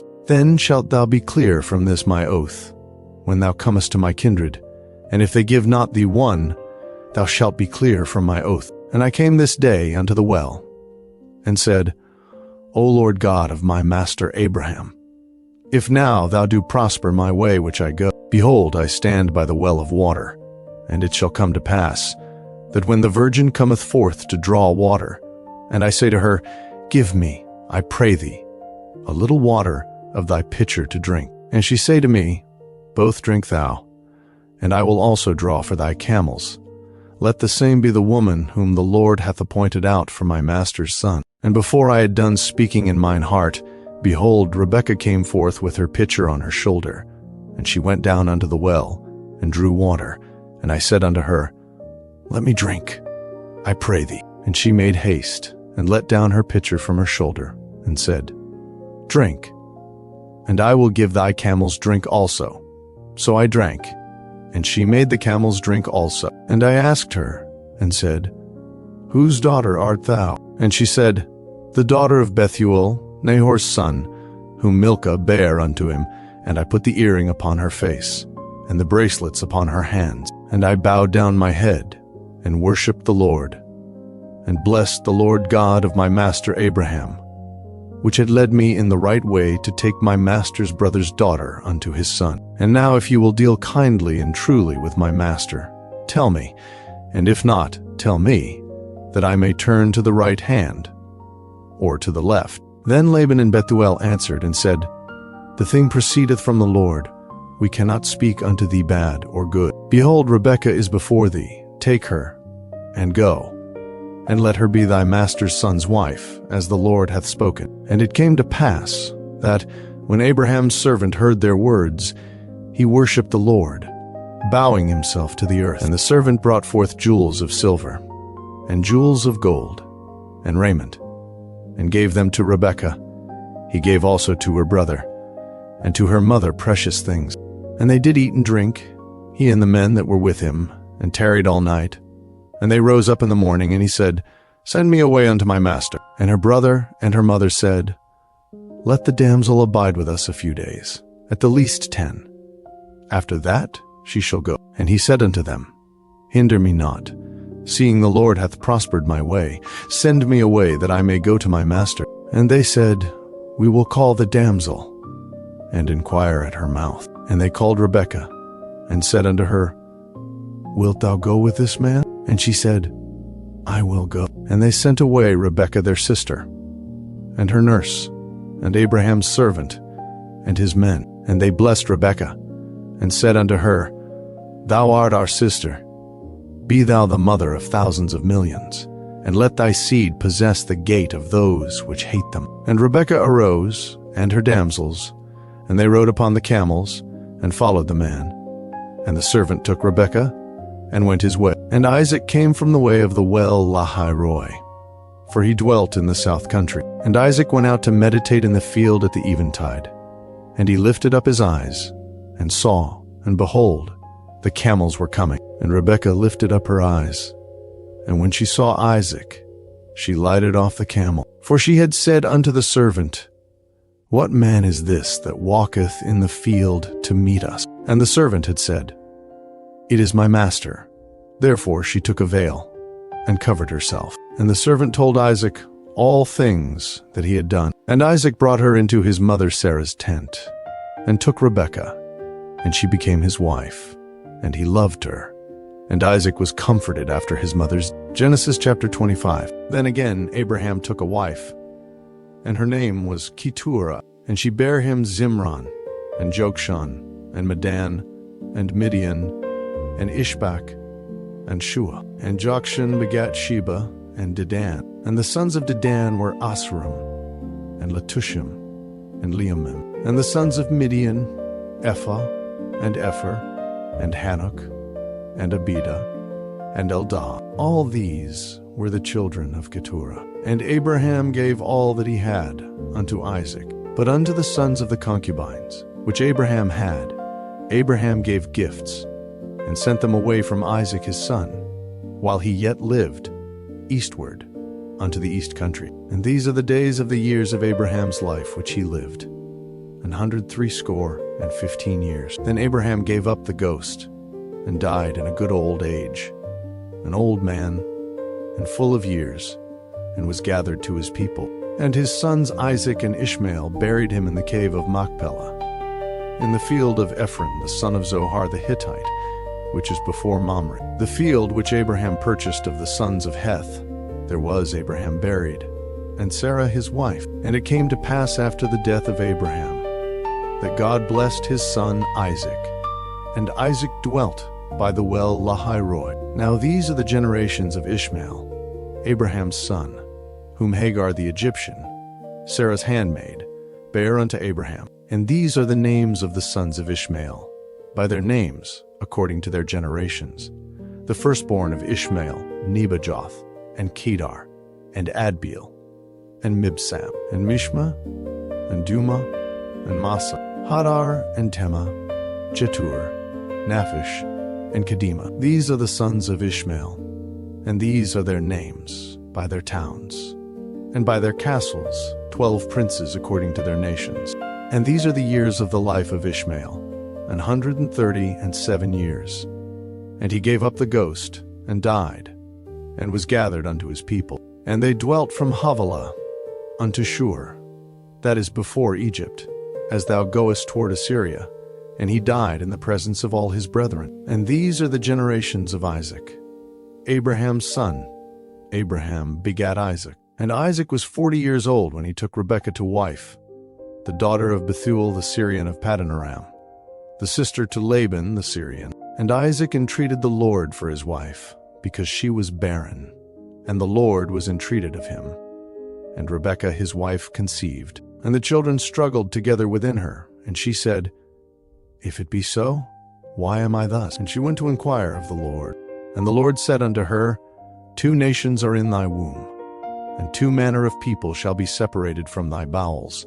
And the one people shall be stronger than the other people, and the elder shall serve the younger. And when her days to be delivered were fulfilled, behold, there were twins in her womb. And the first came out red, all over like an hairy garment.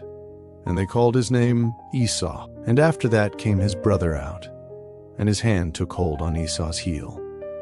And his name was called Jacob. And Isaac was 80 years old when she bare them. And the boys grew, and Esau was a cunning hunter, a man of the field, and Jacob was a plain man, dwelling in tents. And Isaac loved Esau, because he did eat of his venison. But Rebekah loved Jacob, and Jacob sod pottage, and Esau came from the field, and he was faint. And Esau said to Jacob, Feed me, I pray thee, with that same red pottage, for I am faint.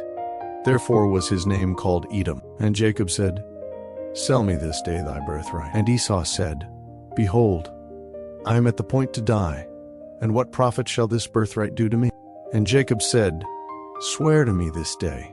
And he sware unto him, and he sold his birthright unto Jacob. Then Jacob gave Esau bread and pottage of lentiles, and he did eat and drink, and rose up, and went his way. Thus Esau despised his birthright. Genesis chapter 26. And there was a famine in the land, beside the first famine that was in the days of Abraham. And Isaac went unto Abimelech king of the Philistines unto Gerar. And the Lord appeared unto him, and said, Go not down into Egypt, dwell in the land which I shall tell thee of, sojourn in this land. And I will be with thee, and will bless thee, for unto thee, and unto thy seed, I will give all these countries, and I will perform the oath which I swear unto Abraham thy father.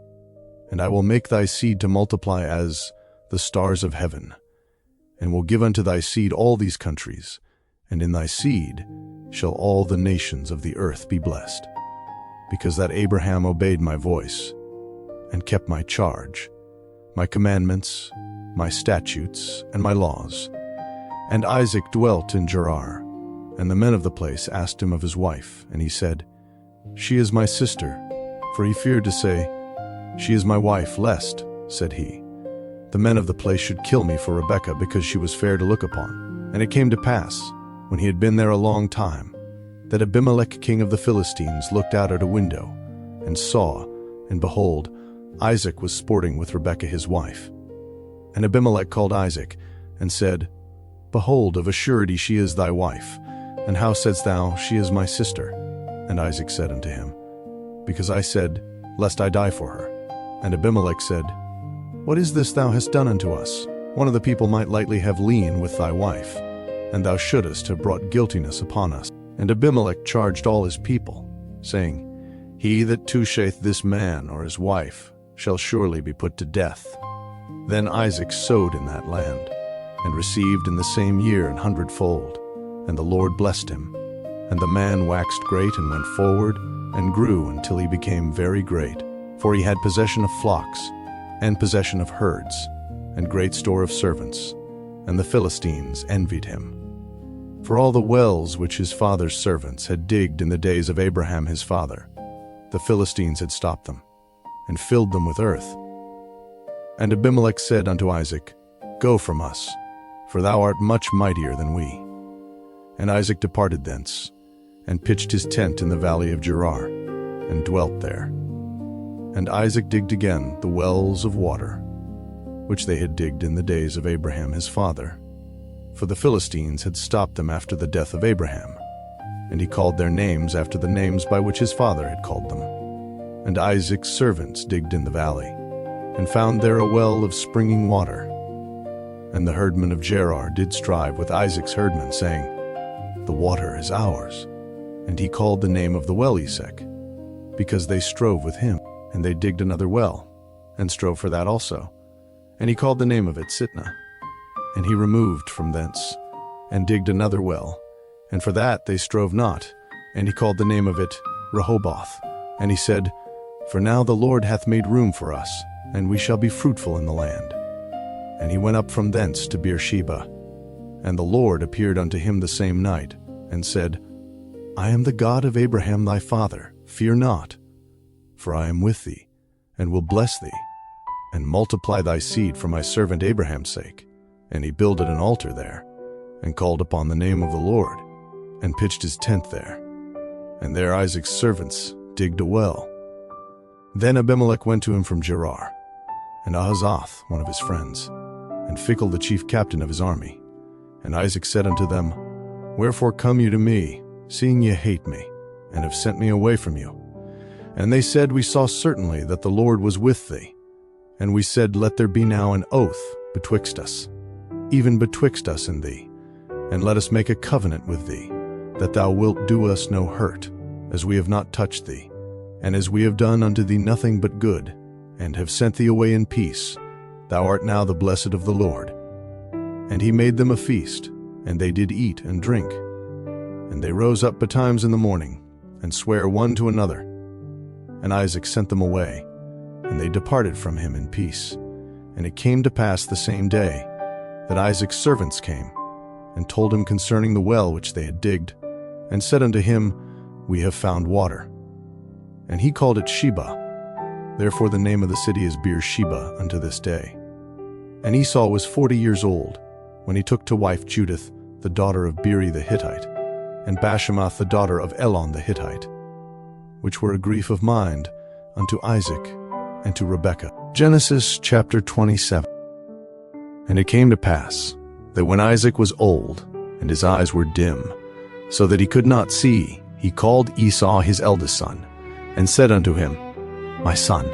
And he said unto him, Behold, here am I. And he said, Behold now, I am old, I know not the day of my death. Now therefore take, I pray thee, thy weapons, thy quiver, and thy bow, and go out to the field, and take me some venison, and make me savory meat, such as I love, and bring it to me, that I may eat, that my soul may bless thee before I die. And Rebekah heard when Isaac spake to Esau his son. And Esau went to the field to hunt for venison, and to bring it. And Rebekah spake unto Jacob her son, saying, Behold, I heard thy father speak unto Esau thy brother, saying, Bring me venison, and make me savory meat, that I may eat, and bless thee before the Lord before my death. Now therefore, my son, obey my voice according to that which I command thee. Go now to the flock, and fetch me from thence 2 good kids of the goats, and I will make them savory meat for thy father, such as he loveth, and thou shalt bring it to thy father, that he may eat, and that he may bless thee before his death. And Jacob said to Rebekah his mother, Behold, Esau my brother is a hairy man, and I am a smooth man. My father peradventure will feel me, and I shall seem to him as a deceiver, and I shall bring a curse upon me, and not a blessing. And his mother said unto him, Upon me be thy curse, my son. Only obey my voice, and go fetch me them. And he went, and fetched, and brought them to his mother. And his mother made savory meat, such as his father loved. And Rebekah took goodly raiment of her eldest son Esau, which were with her in the house, and put them upon Jacob her younger son. And she put the skins of the kids of the goats upon his hands, and upon the smooth of his neck. And she gave the savory meat and the bread, which she had prepared, into the hand of her son Jacob. And he came unto his father, and said, My father. And he said, Here am I. Who art thou, my son? And Jacob said unto his father, I am Esau thy firstborn. I have done according as thou badest me. Arise, I pray thee, sit and eat of my venison, that thy soul may bless me. And Isaac said unto his son, How is it that thou hast found it so quickly, my son? And he said, Because the Lord thy God brought it to me. And Isaac said unto Jacob, Come near, I pray thee, that I may feel thee, my son, whether thou be my very son Esau or not. And Jacob went near unto Isaac his father, and he felt him, and said, The voice is Jacob's voice, but the hands are the hands of Esau. And he discerned him not, because his hands were hairy, as his brother Esau's hands. So he blessed him. And he said, Art thou my very son Esau? And he said, I am. And he said, Bring it near to me, and I will eat of my son's venison, that my soul may bless thee. And he brought it near to him, and he did eat. And he brought him wine, and he drank. And his father Isaac said unto him, Come near now, and kiss me, my son. And he came near, and kissed him. And he smelled the smell of his raiment, and blessed him, and said, See, the smell of my son is as the smell of a field which the Lord hath blessed. Therefore God give thee of the dew of heaven, and the fatness of the earth, and plenty of corn and wine. Let people serve thee, and nations bow down to thee. Be Lord over thy brethren, and let thy mother's sons bow down to thee. Cursed be every one that curseth thee, and blessed be he that blesseth thee. And it came to pass, as soon as Isaac had made an end of blessing Jacob, and Jacob was yet scarce gone out from the presence of Isaac his father, that Esau his brother came in from his hunting. And he also had made savory meat, and brought it unto his father, and said unto his father, Let my father arise, and eat of his son's venison, that thy soul may bless me. And Isaac his father said unto him, Who art thou? And he said, I am thy son, thy firstborn Esau. And Isaac trembled very exceedingly, and said, Where is he that hath taken venison, and brought it me? And I have eaten of all before thou camest, and have blessed him. Yea, and he shall be blessed. And when Esau heard the words of his father, he cried with a great and exceeding bitter cry, and said unto his father, Bless me, even me also, O my father. And he said, Thy brother came with subtlety, and hath taken away thy blessing. And he said, Is not he rightly named Jacob? For he hath supplanted me these 2 times. He took away my birthright, and behold, now he hath taken away my blessing. And he said, Hast thou not reserved a blessing for me? And Isaac answered and said unto Esau, Behold, I have made him thy lord, and all his brethren have I given to him for servants, and with corn and wine have I sustained him. And what shall I do now unto thee, my son? And Esau said unto his father, Hast thou but one blessing, my father? Bless me, even me also, O my father. And Esau lifted up his voice and wept. And Isaac his father answered and said unto him, Behold, thy dwelling shall be the fatness of the earth, and of the dew of heaven from above. And by thy sword shalt thou live, and shalt serve thy brother. And it shall come to pass, when thou shalt have the dominion, that thou shalt break his yoke from off thy neck. And Esau hated Jacob, because of the blessing wherewith his father blessed him. And Esau said in his heart, The days of mourning for my father are at hand. Then will I slay my brother Jacob. And these words of Esau her elder son were told to Rebekah. And she sent and called Jacob her younger son, and said unto him, Behold, thy brother Esau, as touching thee, doth comfort himself, purposing to kill thee. Now therefore, my son, obey my voice. Arise, flee thou to Laban my brother to Haran, and tarry with him a few days, until thy brother's fury turn away, until thy brother's anger turn away from thee, and he forget that which thou hast done to him. Then I will send, and fetch thee from thence. Why should I be deprived also of you both in one day? And Rebekah said to Isaac, I am weary of my life because of the daughters of Heth. If Jacob take a wife of the daughters of Heth, such as these, which are of the daughters of the land, what good shall my life do? Genesis chapter 28. And Isaac called Jacob, and blessed him, and charged him, and said unto him, Thou shalt not take a wife of the daughters of Canaan. Arise, go to Paddan Aram, to the house of Bethuel thy mother's father, and take thee a wife from thence of the daughters of Laban thy mother's brother. And God Almighty bless thee, and make thee fruitful, and multiply thee, that thou mayest be a multitude of people, and give thee the blessing of Abraham, to thee, and to thy seed with thee, that thou mayest inherit the land wherein thou art a stranger, which God gave unto Abraham. And Isaac sent away Jacob, and he went to Paddan Aram unto Laban, son of Bethuel the Syrian, the brother of Rebekah, Jacob's and Esau's mother. When Esau saw that Isaac had blessed Jacob, and sent him away to Paddan Aram, to take him a wife from thence, and that as he blessed him, he gave him a charge, saying, Thou shalt not take a wife of the daughters of Canaan.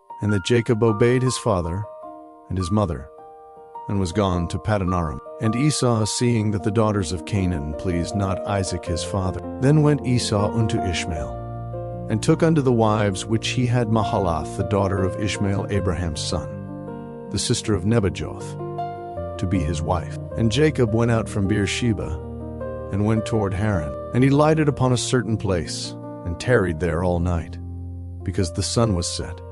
And he took of the stones of that place, and put them for his pillows, and lay down in that place to sleep. And he dreamed. And behold, a ladder set up on the earth, and the top of it reached to heaven.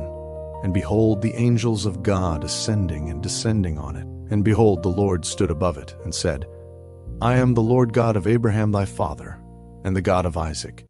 The land whereon thou liest, to thee will I give it, and to thy seed. And thy seed shall be as the dust of the earth, and thou shalt spread abroad to the west, and to the east, and to the north, and to the south.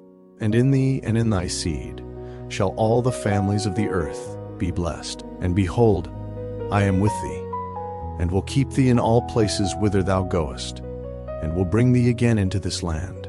For I will not leave thee, until I have done that which I have spoken to thee of. And Jacob awaked out of his sleep, and he said, Surely the Lord is in this place. And I knew it not. And he was afraid, and said, How dreadful is this place! This is none other but the house of God, and this is the gate of heaven. And Jacob rose up early in the morning, and took the stone that he had put for his pillows, and set it up for a pillar, and poured oil upon the top of it. And he called the name of that place Bethel, but the name of that city was called Luz at the first. And Jacob vowed a vow, saying, If God will be with me, and will keep me in this way that I go, and will give me bread to eat, and raiment to put on, so that I come again to my father's house in peace, then shall the Lord be my God. And this stone, which I have set for a pillar, shall be God's house. And of all that thou shalt give me, I will surely give the 10th unto thee. Genesis chapter 29. Then Jacob went on his journey, and came into the land of the people of the east. And he looked, and behold, a well in the field. And lo, there were 3 flocks of sheep lying by it. For out of that well they watered the flocks, and a great stone was upon the well's mouth. And thither were all the flocks gathered. And they rolled the stone from the well's mouth, and watered the sheep, and put the stone again upon the well's mouth in his place. And Jacob said unto them, My brethren, whence be ye? And they said, Of Haran are we. And he said unto them, Know ye Laban, the son of Nahor? And they said, We know him. And he said unto them, Is he well? And they said, He is well. And behold, Rachel his daughter cometh with the sheep. And he said, Lo, it is yet high day, neither is it time that the cattle should be gathered together. Water ye the sheep, and go and feed them. And they said, We cannot, until all the flocks be gathered together, until they roll the stone from the well's mouth. Then we watered the sheep. And while he yet spake with them, Rachel came with her father's sheep, for she kept them. And it came to pass, when Jacob saw Rachel the daughter of Laban his mother's brother, and the sheep of Laban his mother's brother, that Jacob went near, and rolled the stone from the well's mouth, and watered the flock of Laban his mother's brother. And Jacob kissed Rachel, and lifted up his voice, and wept. And Jacob told Rachel that he was her father's brother, and that he was Rebekah's son. And she ran and told her father. And it came to pass, when Laban heard the tidings of Jacob his sister's son, that he ran to meet him, and embraced him, and kissed him, and brought him to his house. And he told Laban all these things. And Laban said to him, Surely thou art my bone and my flesh. And he abode with him the space of a month. And Laban said unto Jacob, Because thou art my brother, shouldest thou therefore serve me for naught? Tell me, what shall thy wages be? And Laban had 2 daughters. The name of the elder was Leah, and the name of the younger was Rachel. Leah was tender-eyed, but Rachel was beautiful and well-favored. And Jacob loved Rachel, and said, I will serve thee 7 years for Rachel thy younger daughter. And Laban said, It is better that I give her to thee, than that I should give her to another man. Abide with me. And Jacob served 7 years for Rachel, and they seemed unto him but a few days, for the love he had to her. And Jacob said unto Laban, Give me my wife, for my days are fulfilled, that I may go in unto her. And Laban gathered together all the men of the place, and made a feast. And it came to pass in the evening, that he took Leah his daughter, and brought her to him, and he went in unto her. And Laban gave unto his daughter Leah Zilpah his maid, for an handmaid.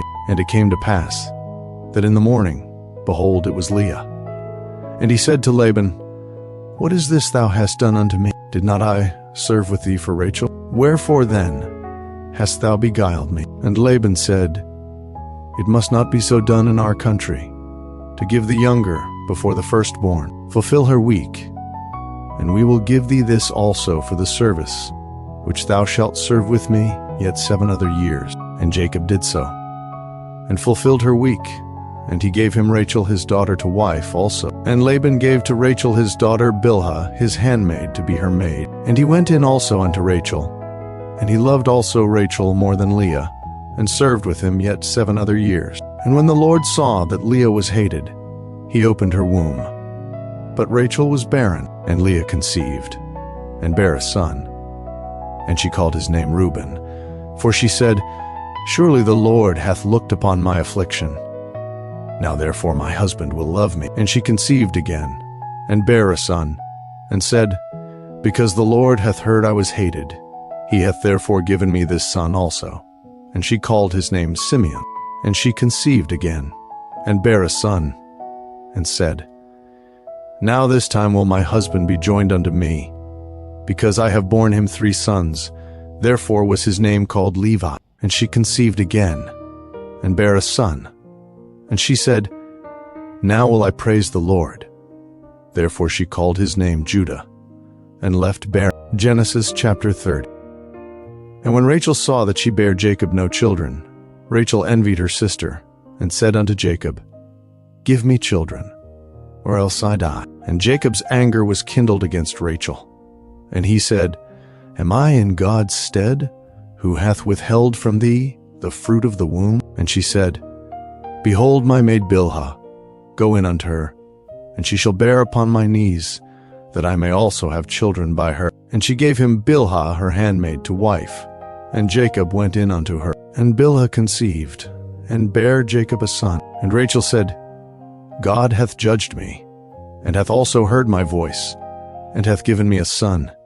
Therefore called she his name Dan. And Bilhah Rachel's maid conceived again, and bare Jacob a second son. And Rachel said, With great wrestlings have I wrestled with my sister, and I have prevailed. And she called his name Naphtali. When Leah saw that she had left bearing, she took Zilpah her maid, and gave her Jacob to wife. And Zilpah Leah's maid bare Jacob a son. And Leah said, A troop cometh. And she called his name Gad. And Zilpah Leah's maid bare Jacob a second son. And Leah said, Happy am I, for the daughters will call me blessed. And she called his name Asher. And Reuben went in the days of wheat harvest, and found mandrakes in the field, and brought them unto his mother Leah. Then Rachel said to Leah, Give me, I pray thee, of thy son's mandrakes. And she said unto her, Is it a small matter that thou hast taken my husband? And wouldest thou take away my son's mandrakes also? And Rachel said, Therefore he shall lie with thee tonight for thy son's mandrakes. And Jacob came out of the field in the evening, and Leah went out to meet him, and said, Thou must come in unto me. For surely I have hired thee with my son's mandrakes. And he lay with her that night. And God hearkened unto Leah, and she conceived, and bare Jacob the 5th son. And Leah said, God hath given me my hire, because I have given my maiden to my husband. And she called his name Issachar. And Leah conceived again, and bare Jacob the 6th son. And Leah said, God hath endued me with a good dowry. Now will my husband dwell with me, because I have borne him 6 sons. And she called his name Zebulun. And afterwards she bare a daughter, and called her name Dinah. And God remembered Rachel, and God hearkened to her, and opened her womb. And she conceived, and bare a son, and said, God hath taken away my reproach. And she called his name Joseph, and said, The Lord shall add to me another son. And it came to pass, when Rachel had borne Joseph, that Jacob said unto Laban, Send me away, that I may go unto mine own place, and to my country. Give me my wives and my children, for whom I have served thee, and let me go, for thou knowest my service which I have done thee. And Laban said unto him, I pray thee, if I have found favor in thine eyes, tarry. For I have learned by experience that the Lord hath blessed me for thy sake. And he said, Appoint me thy wages, and I will give it. And he said unto him, Thou knowest how I have served thee, and how thy cattle was with me. For it was little which thou hadst before I came, and it is now increased unto a multitude. And the Lord hath blessed thee since my coming. And now when shall I provide for mine own house also? And he said, What shall I give thee? And Jacob said, Thou shalt not give me anything. If thou wilt do this thing for me, I will again feed and keep thy flock. I will pass through all thy flock today, removing from thence all the speckled and spotted cattle, and all the brown cattle among the sheep, and the spotted and speckled among the goats, and of such shall be my hire. So shall my righteousness answer for me in time to come, when it shall come for my hire before thy face, every one that is not speckled and spotted among the goats, and brown among the sheep, that shall be counted stolen with me. And Laban said, Behold, I would it might be according to thy word. And he removed that day the he-goats that were ring-straked and spotted, and all the she-goats that were speckled and spotted, and every one that had some white in it, and all the brown among the sheep, and gave them into the hand of his sons. And he set 3 days' journey betwixt himself and Jacob. And Jacob fed the rest of Laban's flocks. And Jacob took him rods of green poplar, and of the hazel and chestnut tree, and pilled white strakes in them, and made the white appear which was in the rods. And he set the rods which he had pilled before the flocks in the gutters in the watering troughs when the flocks came to drink, that they should conceive when they came to drink. And the flocks conceived before the rods, and brought forth cattle ring-straked, speckled, and spotted. And Jacob did separate the lambs, and set the faces of the flocks toward the ring-straked, and all the brown in the flock of Laban. And he put his own flocks by themselves, and put them not unto Laban's cattle. And it came to pass, whensoever the stronger cattle did conceive, that Jacob laid the rods before the eyes of the cattle in the gutters, that they might conceive among the rods. But when the cattle were feeble, he put them not in, so the feebler were Laban's, and the stronger Jacob's. And the man increased exceedingly, and had much cattle, and maidservants, and menservants, and camels and asses. Genesis chapter 31. And he heard the words of Laban's sons, saying, Jacob hath taken away all that was our father's, and of that which was our father's hath he gotten all this glory. And Jacob beheld the countenance of Laban, and behold, it was not toward him as before. And the Lord said unto Jacob, Return unto the land of thy fathers, and to thy kindred, and I will be with thee. And Jacob sent and called Rachel and Leah to the field unto his flock, and said unto them, I see your father's countenance, that it is not toward me as before, but the God of my father hath been with me. And ye know that with all my power I have served your father, and your father hath deceived me, and changed my wages 10 times, but God suffered him not to hurt me. If he said thus, The speckled shall be thy wages, then all the cattle bear speckled.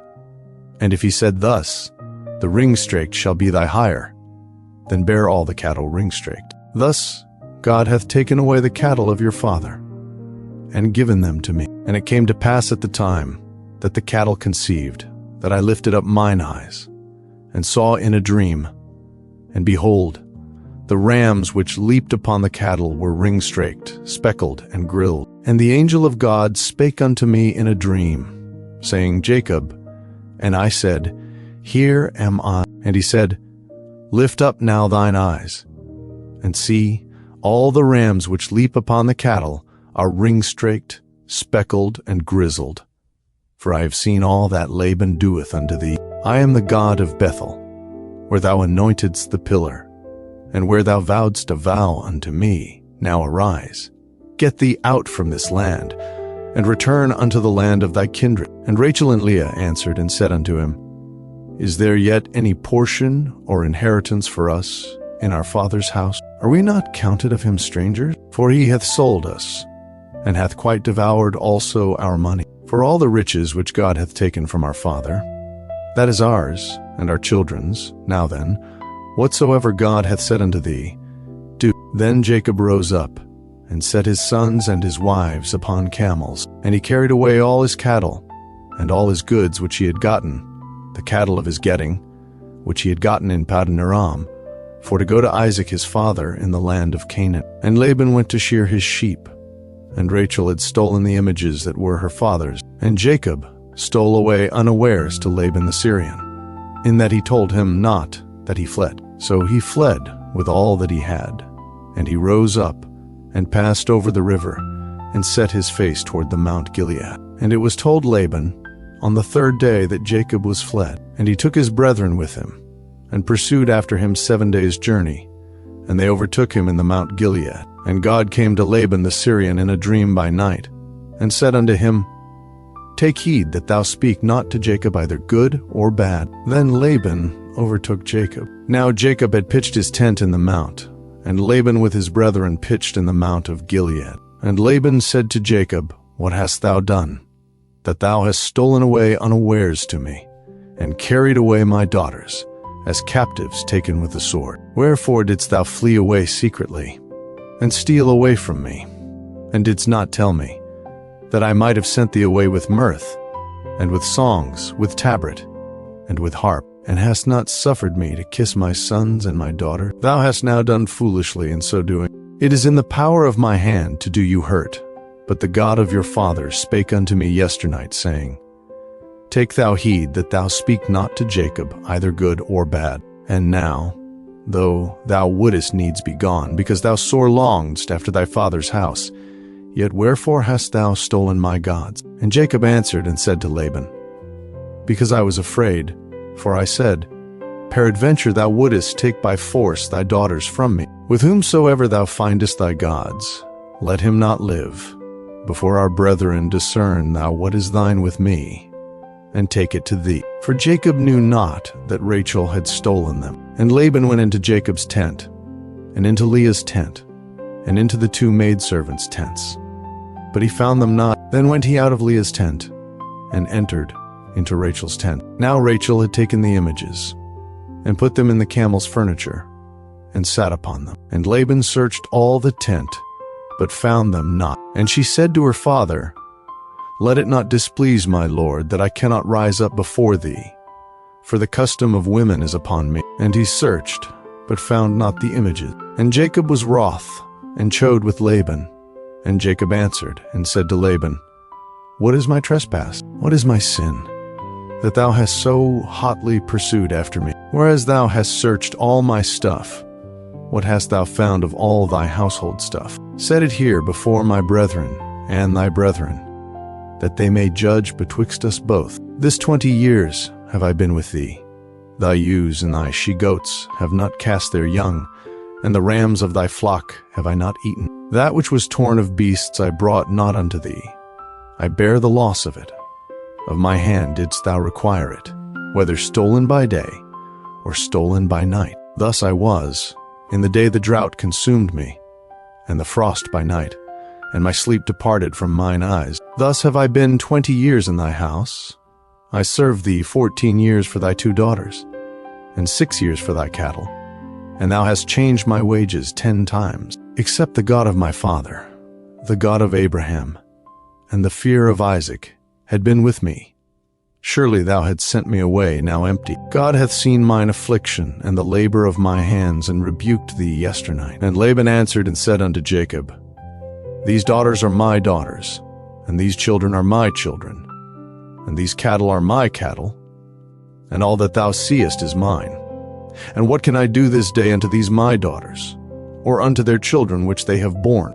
Now therefore come thou, let us make a covenant, I and thou, and let it be for a witness between me and thee. And Jacob took a stone, and set it up for a pillar. And Jacob said unto his brethren, Gather stones. And they took stones, and made an heap, and they did eat there upon the heap. And Laban called it Jegar-sahadutha, but Jacob called it Gilead. And Laban said, This heap is a witness between me and thee this day. Therefore was the name of it called Gilead. And Mizpah, for he said, The Lord watch between me and thee, when we are absent one from another. If thou shalt afflict my daughters, or if thou shalt take other wives beside my daughters, no man is with us. See, God is witness betwixt me and thee. And Laban said to Jacob, Behold this heap, and behold this pillar, which I have cast betwixt me and thee.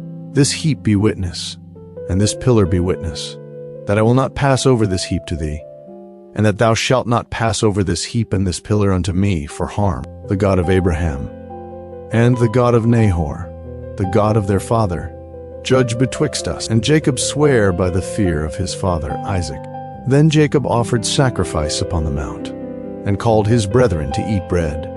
And they did eat bread, and tarried all night in the mount. And early in the morning Laban rose up, and kissed his sons and his daughters, and blessed them. And Laban departed, and returned unto his place. Genesis chapter 32. And Jacob went on his way, and the angels of God met him. And when Jacob saw them, he said, This is God's host. And he called the name of that place Mahanaim. And Jacob sent messengers before him to Esau his brother unto the land of Seir, the country of Edom. And he commanded them, saying, Thus shall ye speak unto my lord Esau, Thy servant Jacob saith thus, I have sojourned with Laban, and stayed there until now. And I have oxen, and asses, flocks, and men servants, and women servants. And I have sent to tell my lord, that I may find grace in thy sight. And the messengers returned to Jacob, saying, We came to thy brother Esau, and also he cometh to meet thee, and 400 men with him. Then Jacob was greatly afraid and distressed. And he divided the people that was with him, and the flocks, and herds, and the camels, into 2 bands, and said, If Esau come to the one company, and smite it, then the other company, which is left, shall escape. And Jacob said, O God of my father Abraham, and God of my father Isaac, the Lord which saidst unto me, Return unto thy country, and to thy kindred, and I will deal well with thee. I am not worthy of the least of all the mercies, and of all the truth, which thou hast shewed unto thy servant. For with my staff I passed over this Jordan, and now I am become 2 bands. Deliver me, I pray thee, from the hand of my brother, from the hand of Esau. For I fear him, lest he will come and smite me, and the mother with the children. And thou saidst, I will surely do thee good, and make thy seed as the sand of the sea, which cannot be numbered for multitude. And he lodged there that same night, and took of that which came to his hand a present for Esau his brother, 200 she-goats, and 20 he-goats, 200 ewes, and 20 rams, 30 milch camels with their colts, 40 kine, and 10 bulls, 20 she-asses, and 10 foals. And he delivered them into the hand of his servants. Every drove by themselves, and said unto his servants, Pass over before me, and put a space betwixt, drove and drove. And he commanded the foremost, saying, When Esau my brother meeteth thee, and asketh thee, saying, Whose art thou, and whither goest thou? And whose are these before thee? Then thou shalt say, They be thy servant Jacob's. It is a present sent unto my lord Esau. And behold, also he is behind us. And so commanded he the second, and the third, and all that followed the droves, saying, On this manner shall ye speak unto Esau, when ye find him. And say ye moreover, Behold, thy servant Jacob is behind us. For he said, I will appease him with the present that goeth before me, and afterward I will see his face. Peradventure he will accept of me. So went the present over before him, and himself lodged that night in the company. And he rose up that night, and took his 2 wives, and his 2 women servants, and his 11 sons, and passed over the ford Jabbok. And he took them, and sent them over the brook, and sent over that he had. And Jacob was left alone, and there wrestled a man with him until the breaking of the day. And when he saw that he prevailed not against him, he touched the hollow of his thigh, and the hollow of Jacob's thigh was out of joint, as he wrestled with him. And he said, Let me go, for the day breaketh. And he said, I will not let thee go, except thou bless me. And he said unto him, What is thy name? And he said, Jacob. And he said, Thy name shall be called no more Jacob, but Israel. For as a prince hast thou power with God and with men, and hast prevailed. And Jacob asked him and said, Tell me, I pray thee, thy name. And he said, Wherefore is it that thou dost ask after my name? And he blessed him there. And Jacob called the name of the place Peniel, for I have seen God face to face, and my life is preserved. And as he passed over Penuel, the sun rose upon him, and he halted upon his thigh. Therefore the children of Israel eat not of the sinew which shrank, which is upon the hollow of the thigh, unto this day, because he touched the hollow of Jacob's thigh in the sinew that shrank. Genesis chapter 33. And Jacob lifted up his eyes, and looked, and behold, Esau came, and with him 400 men. And he divided the children unto Leah, and unto Rachel, and unto the 2 handmaids. And he put the handmaids and their children foremost, and Leah and her children after, and Rachel and Joseph hindermost. And he passed over before them, and bowed himself to the ground 7 times, until he came near to his brother. And Esau ran to meet him, and embraced him, and fell on his neck, and kissed him. And they wept. And he lifted up his eyes, and saw the women and the children, and said, Who are those with thee? And he said, The children which God hath graciously given thy servant. Then the handmaidens came near, they and their children, and they bowed themselves. And Leah also with her children came near, and bowed themselves. And after came Joseph near, and Rachel, and they bowed themselves. And he said, What meanest thou by all this drove which I met? And he said, These are to find grace in the sight of my Lord. And Esau said, I have enough, my brother. Keep that thou hast unto thyself. And Jacob said, Nay, I pray thee, if now I have found grace in thy sight, then receive my present at my hand.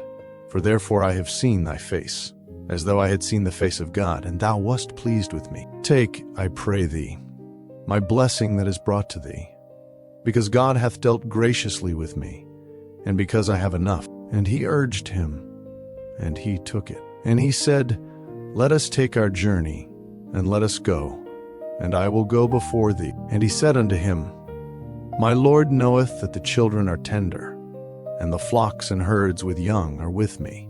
And if men should overdrive them one day, all the flock will die. Let my Lord, I pray thee, pass over before his servant, and I will lead on softly, according as the cattle that goeth before me, and the children be able to endure, until I come unto my Lord unto Seir. And Esau said, Let me now leave with thee some of the folk that are with me. And he said, What needeth it? Let me find grace in the sight of my Lord. So Esau returned that day on his way unto Seir. And Jacob journeyed to Succoth, and built him an house, and made booths for his cattle.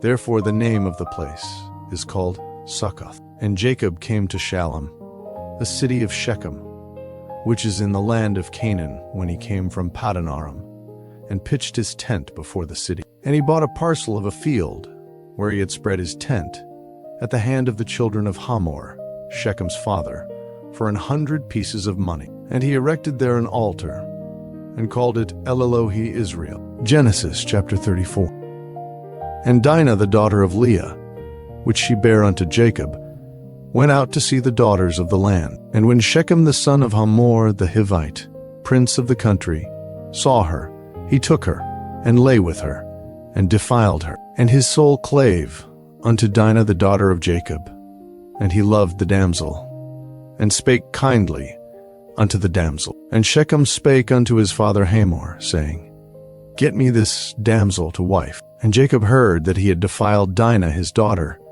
Now his sons were with his cattle in the field, and Jacob held his peace until they were come. And Hamor the father of Shechem went out unto Jacob to commune with him. And the sons of Jacob came out of the field when they heard it. And the men were grieved, and they were very wroth, because he had wrought folly in Israel, in lying with Jacob's daughter, which thing ought not to be done. And Hamor communed with them, saying, The soul of my son Shechem longeth for your daughter. I pray you give her him to wife, and make ye marriages with us, and give your daughters unto us, and take our daughters unto you, and ye shall dwell with us, and the land shall be before you. Dwell and trade you therein, and get you possessions therein. And Shechem said unto her father, and unto her brethren, Let me find grace in your eyes, and what ye shall say unto me I will give. Ask me never so much dowry and gift, and I will give according as ye shall say unto me. But give me the damsel to wife. And the sons of Jacob answered Shechem and Hamor his father deceitfully, and said, Because he had defiled Dinah their sister. And they said unto them, We cannot do this thing, to give our sister to one that is uncircumcised, for that were a reproach unto us. But in this will we consent unto you, if ye will be as we be, that every male of you be circumcised. Then will we give our daughters unto you, and we will take your daughters to us, and we will dwell with you, and we will become one people. But if ye will not hearken unto us, to be circumcised, then will we take our daughter, and we will be gone. And their words pleased Hamor, and Shechem Hamor's son. And the young man deferred not to do the thing, because he had delight in Jacob's daughter, and he was more honorable than all the house of his father. And Hamor and Shechem, his son, came unto the gate of their city, and communed with the men of their city, saying, These men are peaceable with us, therefore let them dwell in the land, and trade therein. For the land, behold, it is large enough for them. Let us take their daughters to us for wives, and let us give them our daughter. Only herein will the men consent unto us for to dwell with us, to be one people, if every male among us be circumcised, as they are circumcised. Shall not their cattle and their substance, and every beast of theirs, be ours? Only let us consent unto them, and they will dwell with us. And unto Hamor, and unto Shechem his son, hearkened all that went out of the gate of his city, and every male was circumcised, all that went out of the gate of his city. And it came to pass on the third day, when they were sore, that two of the sons of Jacob, Simeon and Levi, Dinah's brethren, took each man his sword, and came upon the city boldly, and slew all the males. And they slew Hamor and Shechem his son with the edge of the sword, and took Dinah out of Shechem's house, and went out. The sons of Jacob came upon the slain, and spoiled the city, because they had defiled their sister. They took their sheep, and their oxen, and their asses, and that which was in the city, and that which was in the field, and all their wealth, and all their little ones, and their wives took they captive, and spoiled even all that was in the house. And Jacob said to Simeon and Levi, Ye have troubled me to make me to stink among the inhabitants of the land, among the Canaanites and the Perizzites, and I being few in number, they shall gather themselves together against me, and slay me, and I shall be destroyed, I and my house. And they said, Should he deal with our sister as with an harlot? Genesis chapter 35. And God said unto Jacob, Arise, go up to Bethel, and dwell there, and make there an altar unto God, that appeared unto thee when thou fleddest from the face of Esau thy brother. Then Jacob said unto his household, and to all that were with him, Put away the strange gods that are among you, and be clean, and change your garments, and let us arise, and go up to Bethel, and I will make there an altar unto God, who answered me in the day of my distress, and was with me in the way which I went. And they gave unto Jacob all the strange gods which were in their hand, and all their earrings which were in their ears. And Jacob hid them under the oak, which was by Shechem. And they journeyed, and the terror of God was upon the cities that were round about them, and they did not pursue after the sons of Jacob. So Jacob came to Luz, which is in the land of Canaan, that is Bethel, he and all the people that were with him. And he built there an altar, and called the place El Bethel, because there God appeared unto him, when he fled from the face of his brother. But Deborah Rebekah's nurse died, and she was buried beneath Bethel under an oak, and the name of it was called Allon Bachuth. And God appeared unto Jacob again, when he came out of Paddan Aram, and blessed him. And God said unto him, Thy name is Jacob. Thy name shall not be called any more Jacob, but Israel shall be thy name. And he called his name Israel. And God said unto him, I am God Almighty. Be fruitful and multiply. A nation and a company of nations shall be of thee, and kings shall come out of thy loins. And the land which I gave Abraham and Isaac, to thee I will give it, and to thy seed after thee will I give the land. And God went up from him in the place where he talked with him. And Jacob set up a pillar in the place where he talked with him, even a pillar of stone. And he poured a drink offering thereon, and he poured oil thereon. And Jacob called the name of the place where God spake with him Bethel. And they journeyed from Bethel, and there was but a little way to come to Ephrath. And Rachel travailed, and she had hard labor. And it came to pass, when she was in hard labor, that the midwife said unto her, Fear not, thou shalt have this son also. And it came to pass, as her soul was in departing, for she died, that she called his name Benoni, but his father called him Benjamin. And Rachel died, and was buried in the way to Ephrath, which is Bethlehem. And Jacob set a pillar upon her grave, that is the pillar of Rachel's grave unto this day. And Israel journeyed, and spread his tent beyond the tower of Eder. And it came to pass, when Israel dwelt in that land, that Reuben went and lay with Bilhah his father's concubine, and Israel heard it. Now the sons of Jacob were 12. The sons of Leah, Reuben, Jacob's firstborn, and Simeon, and Levi, and Judah, and Issachar, and Zebulun. The sons of Rachel, Joseph, and Benjamin. And the sons of Bilhah, Rachel's handmaid, Dan, and Naphtali. And the sons of Zilpah, Leah's handmaid, Gad, and Asher. These are the sons of Jacob, which were born to him in Paddan Aram. And Jacob came unto Isaac his father unto Mamre, unto the city of Arba, which is Hebron, where Abraham and Isaac sojourned. And the days of Isaac were 180 years. And Isaac gave up the ghost, and died, and was gathered unto his people, being old and full of days, and his sons Esau and Jacob buried him. Genesis chapter 36. Now these are the generations of Esau, who is Edom. Esau took his wives of the daughters of Canaan, Adah the daughter of Elon the Hittite, and Aholibamah the daughter of Anah, the daughter of Zibeon the Hivite, and Bashemath Ishmael's daughter, sister of Nebajoth. And Adah bare to Esau Eliphaz, and Bashemath bare Reuel, and Aholibamah bare Jush, and Jalam, and Korah.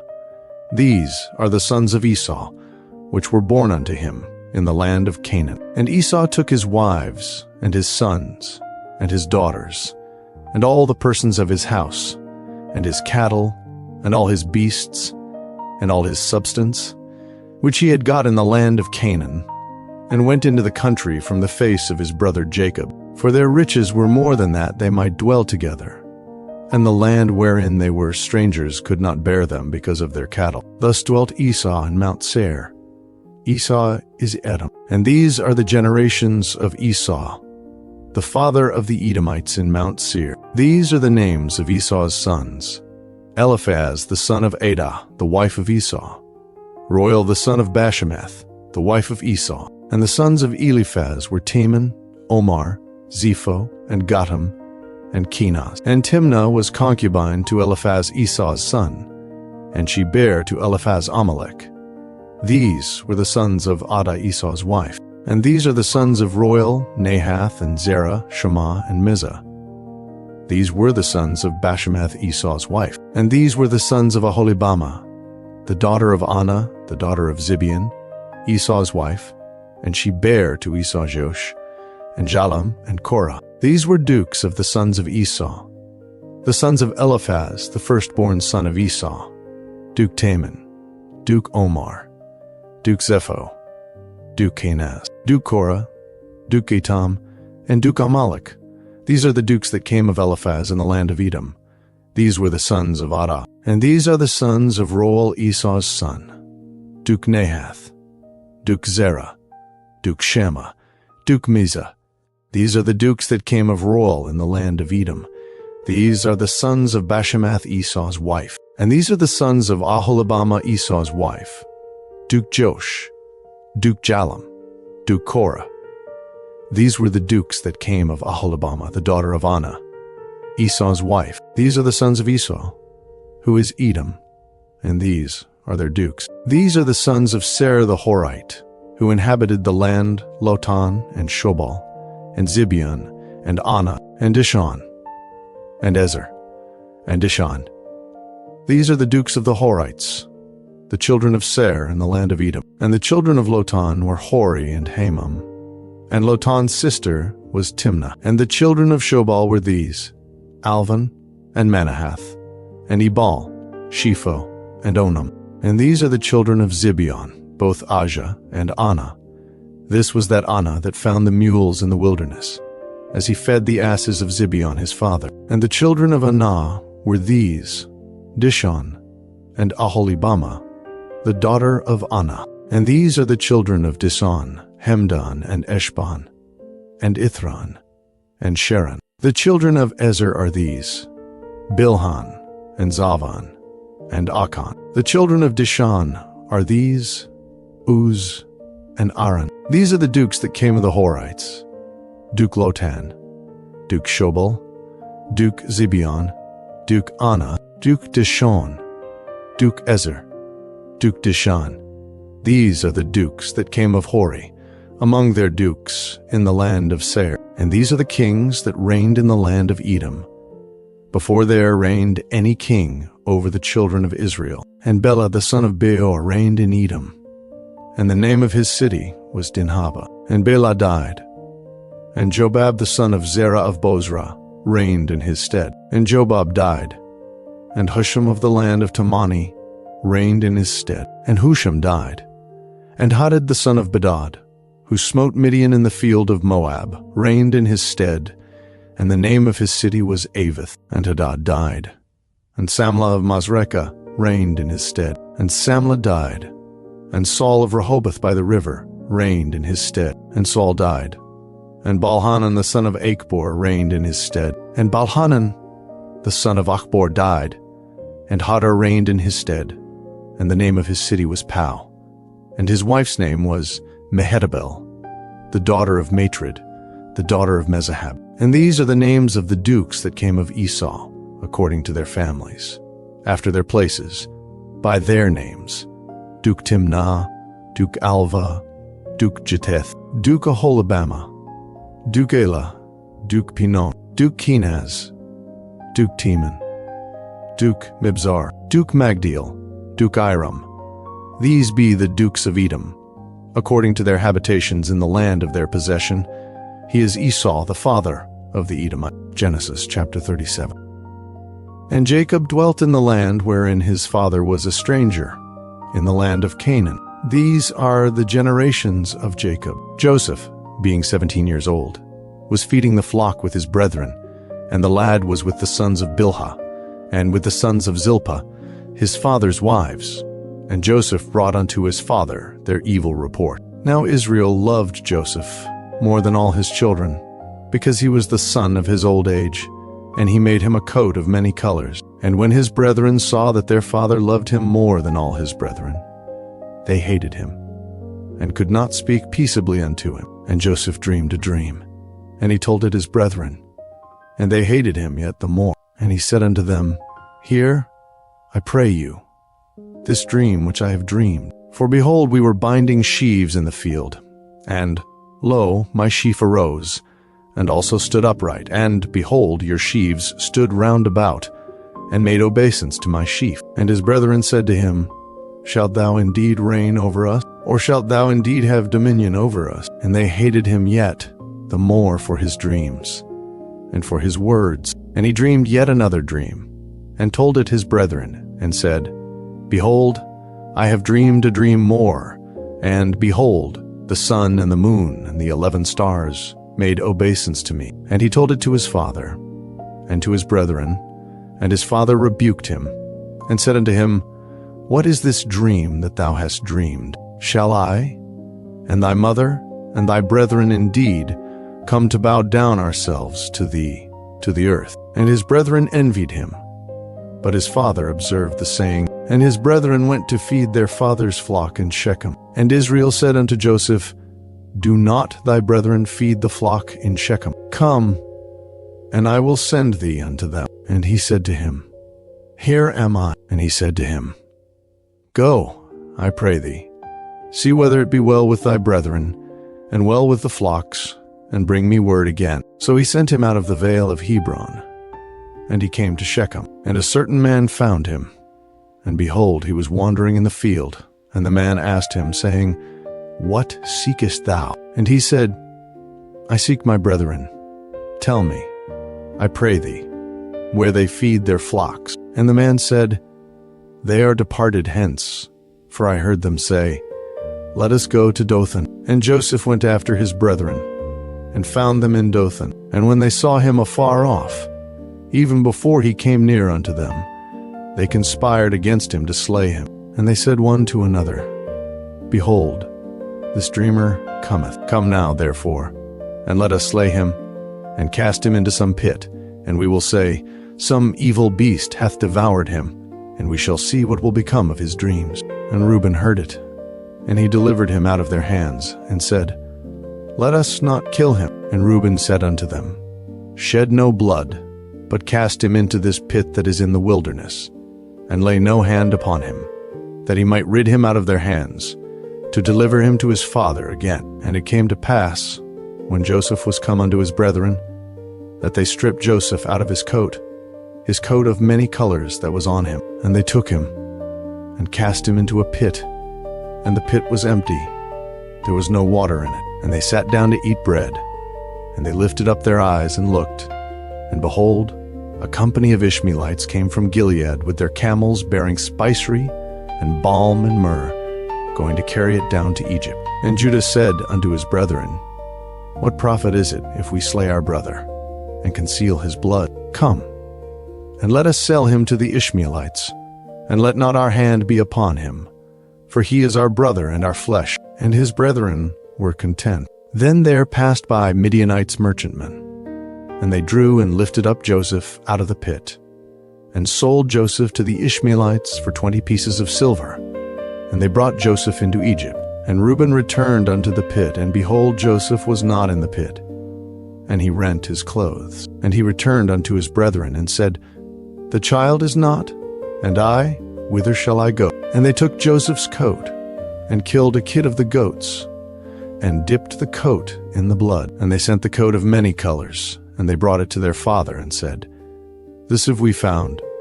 Know now whether it be thy son's coat or no. And he knew it, and said, It is my son's coat. An evil beast hath devoured him. Joseph is without doubt rent in pieces. And Jacob rent his clothes, and put sackcloth upon his loins, and mourned for his son many days. And all his sons and all his daughters rose up to comfort him. But he refused to be comforted, and he said, For I will go down into the grave unto my son mourning. Thus his father wept for him. And the Midianites sold him into Egypt unto Potiphar, an officer of Pharaoh's, and captain of the guard. Genesis chapter 38. And it came to pass at that time that Judah went down from his brethren, and turned into a certain Adullamite, whose name was Hira. And Judah saw there a daughter of a certain Canaanite, whose name was Shua. And he took her, and went in unto her. And she conceived, and bare a son. And he called his name, and she conceived again, and bare a son. And she called his name Onan. And she yet again conceived, and bare a son, and called his name Selah. And he was at Chezib, when she bare him. And Judah took a wife for his firstborn, whose name was Tamar. And Judah's firstborn, was wicked in the sight of the Lord, and the Lord slew him. And Judah said unto Onan, Go in unto thy brother's wife, and marry her, and raise up seed to thy brother. And Onan knew that the seed should not be his. And it came to pass, when he went in unto his brother's wife, that he spilled it on the ground, lest that he should give seed to his brother. And the thing which he did displeased the Lord, wherefore he slew him also. Then said Judah to Tamar his daughter-in-law, Remain a widow at thy father's house, till Shelah my son be grown. For he said, Lest peradventure he die also, as his brethren did. And Tamar went and dwelt in her father's house. And in process of time the daughter of Shua Judah's wife died. And Judah was comforted, and went up unto his sheepshearers to Timnath, he and his friend Hirah the Adullamite. And it was told Tamar, saying, Behold, thy father-in-law goeth up to Timnath to shear his sheep. And she put her widow's garments off from her, and covered her with a veil, and wrapped herself, and sat in an open place, which is by the way to Timnath, for she saw that Shelah was grown, and she was not given unto him to wife. When Judah saw her, he thought her to be an harlot, because she had covered her face. And he turned unto her by the way, and said, Go to, I pray thee, let me come in unto thee. For he knew not that she was his daughter-in-law. And she said, What wilt thou give me, that thou mayest come in unto me? And he said, I will send thee a kid from the flock. And she said, Wilt thou give me a pledge till thou send it? And he said, What pledge shall I give thee? And she said, Thy signet, and thy bracelets, and thy staff that is in thine hand. And he gave it her, and came in unto her. And she conceived by him. And she arose, and went away, and laid by her veil from her, and put on the garments of her widowhood. And Judah sent the kid by the hand of his friend the Adullamite, to receive his pledge from the woman's hand. But he found her not. Then he asked the men of that place, saying, Where is the harlot that was openly by the wayside? And they said, There was no harlot in this place. And he returned to Judah, and said, I cannot find her. And also the men of the place said, that there was no harlot in this place. And Judah said, Let her take it to her, lest we be shamed. Behold, I sent this kid, and thou hast not found her. And it came to pass about 3 months after, that it was told Judah, saying, Tamar thy daughter-in-law hath played the harlot, and also, behold, she is with child by whoredom. And Judah said, Bring her forth, and let her be burnt. When she was brought forth, she sent to her father-in-law, saying, By the man, whose these are, am I with child? And she said, Discern, I pray thee, whose are these, the signet, and bracelets, and staff? And Judah acknowledged them, and said, She hath been more righteous than I, because that I gave her not to Shelah my son. And he knew her again no more. And it came to pass in the time of her travail, that behold, twins were in her womb. And it came to pass, when she travailed, that the one put out his hand, and the midwife took and bound upon his hand a scarlet thread, saying, This came out first. And it came to pass, as he drew back his hand, that behold, his brother came out. And she said, How hast thou broken forth? This breach be upon thee. Therefore his name was called Pharez. And afterward came out his brother, that had the scarlet thread upon his hand, and his name was called Zara. Genesis chapter 39. And Joseph was brought down to Egypt, and Potiphar, an officer of Pharaoh, captain of the guard, an Egyptian, bought him of the hands of Ishmaelites, which had brought him down thither. And the Lord was with Joseph, and he was a prosperous man, and he was in the house of his master the Egyptian. And his master saw that the Lord was with him, and that the Lord made all that he did to prosper in his hand. And Joseph found grace in his sight, and he served him, and he made him overseer over his house, and all that he had he put into his hand. And it came to pass from the time that he had made him overseer in his house, and over all that he had, that the Lord blessed the Egyptian's house for Joseph's sake. And the blessing of the Lord was upon all that he had in the house and in the field. And he left all that he had in Joseph's hand. And he knew not aught he had, save the bread which he did eat. And Joseph was a goodly person, and well favored. And it came to pass after these things, that his master's wife cast her eyes upon Joseph. And she said, Lie with me. But he refused, and said unto his master's wife, Behold, my master wotteth not what is with me in the house, and he hath committed all that he hath to my hand. There is none greater in this house than I, neither hath he kept back anything from me but thee, because thou art his wife. How then can I do this great wickedness, and sin against God? And it came to pass, as she spake to Joseph day by day, that he hearkened not unto her, to lie by her, or to be with her. And it came to pass about this time, that Joseph went into the house to do his business. And there was none of the men of the house there within. And she caught him by his garment, saying, Lie with me. And he left his garment in her hand, and fled, and got him out. And it came to pass, when she saw that he had left his garment in her hand, and was fled forth, that she called unto the men of her house, and spake unto them, saying, See, he hath brought in an Hebrew unto us to mock us. He came in unto me to lie with me.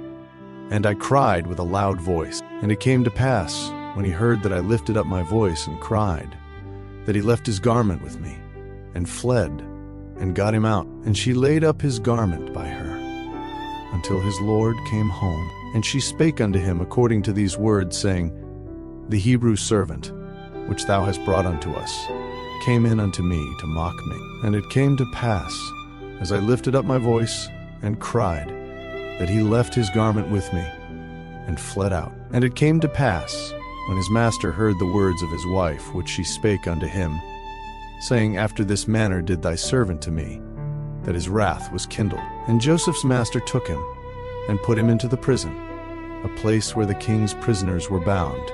And he was there in the prison. But the Lord was with Joseph, and shewed him mercy, and gave him favor in the sight of the keeper of the prison. And the keeper of the prison committed to Joseph's hand all the prisoners that were in the prison, and whatsoever they did there, he was the doer of it. The keeper of the prison looked not to anything that was under his hand, because the Lord was with him, and that which he did, the Lord made it to prosper. Genesis chapter 40.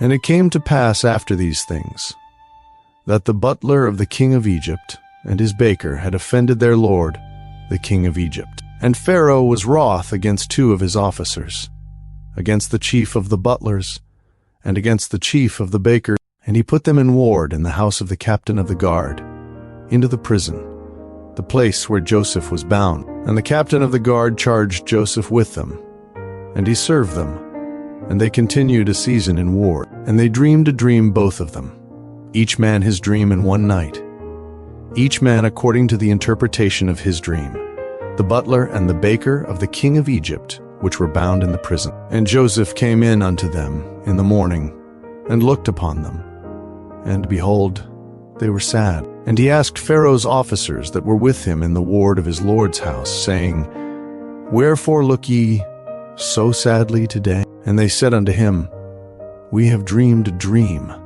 and there is no interpreter of it. And Joseph said unto them, Do not interpretations belong to God? Tell me them, I pray you. And the chief butler told his dream to Joseph, and said to him, In my dream, behold, a vine was before me, and in the vine were 3 branches, and it was as though it budded, and her blossoms shot forth, and the clusters thereof brought forth ripe grapes. And Pharaoh's cup was in my hand, and I took the grapes, and pressed them into Pharaoh's cup, and I gave the cup into Pharaoh's hand. And Joseph said unto him, This is the interpretation of it. The 3 branches are 3 days. Yet within 3 days shall Pharaoh lift up thine head, and restore thee unto thy place. And thou shalt deliver Pharaoh's cup into his hand, after the former manner when thou wast his butler. But think on me when it shall be well with thee, and shew kindness, I pray thee, unto me, and make mention of me unto Pharaoh, and bring me out of this house. For indeed I was stolen away out of the land of the Hebrews, and here also have I done nothing that they should put me into the dungeon. When the chief baker saw that the interpretation was good, he said unto Joseph, I also was in my dream, and behold, I had 3 white baskets on my head, and in the uppermost basket there was of all manner of baked meats for Pharaoh, and the birds did eat them out of the basket upon my head. And Joseph answered and said, This is the interpretation thereof. The 3 baskets are 3 days. Yet within 3 days shall Pharaoh lift up thy head from off thee, and shall hang thee on a tree, and the bird shall eat thy flesh from off thee. And it came to pass the 3rd day, which was Pharaoh's birthday, that he made a feast unto all his servants. And he lifted up the head of the chief butler and of the chief baker among his servants. And he restored the chief butler unto his butlership again. And he gave the cup into Pharaoh's hand. But he hanged the chief baker, as Joseph had interpreted to them. Yet did not the chief butler remember Joseph, but forgat him. Genesis chapter 41. And it came to pass at the end of 2 full years that Pharaoh dreamed. And behold, he stood by the river. And behold, there came up out of the river 7 well-favored kine and fat-fleshed, and they fed in a meadow. And behold, 7 other kine came up after them out of the river, ill-favored and lean-fleshed, and stood by the other kine upon the brink of the river. And the ill-favored and lean-fleshed kine did eat up the 7 well-favored and fat kine. So Pharaoh awoke, and he slept and dreamed the 2nd time. And behold, 7 ears of corn came up upon one stalk, rank and good. And behold, 7 thin ears, and blasted with the east wind, sprung up after them. And the 7 thin ears devoured the 7 rank and full ears. And Pharaoh awoke, and behold, it was a dream. And it came to pass in the morning that his spirit was troubled. And he sent and called for all the magicians of Egypt, and all the wise men thereof. And Pharaoh told them his dream. But there was none that could interpret them unto Pharaoh. Then spake the chief butler unto Pharaoh, saying, I do remember my faults this day. Pharaoh was wroth with his servants, and put me in ward in the captain of the guard's house, both me and the chief baker. And we dreamed a dream in one night, I and he. We dreamed each man according to the interpretation of his dream. And there was there with us a young man, an Hebrew, servant to the captain of the guard. And we told him, and he interpreted to us our dreams. To each man according to his dream he did interpret. And it came to pass, as he interpreted to us, so it was. Me he restored unto mine office, and him he hanged. Then Pharaoh sent and called Joseph, and they brought him hastily out of the dungeon. And he shaved himself, and changed his raiment, and came in unto Pharaoh. And Pharaoh said unto Joseph, I have dreamed a dream, and there is none that can interpret it. And I have heard say of thee, that thou canst understand a dream to interpret it. And Joseph answered Pharaoh, saying, It is not in me.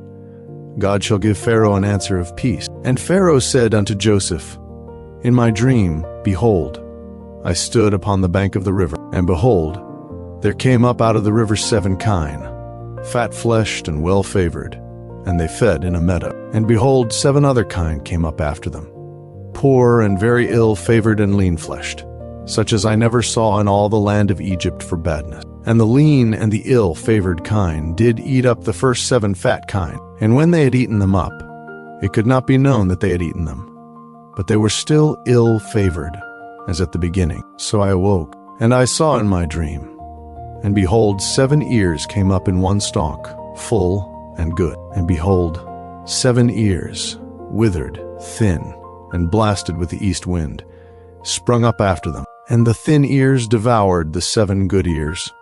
And I told this unto the magicians, but there was none that could declare it to me. And Joseph said unto Pharaoh, The dream of Pharaoh is one.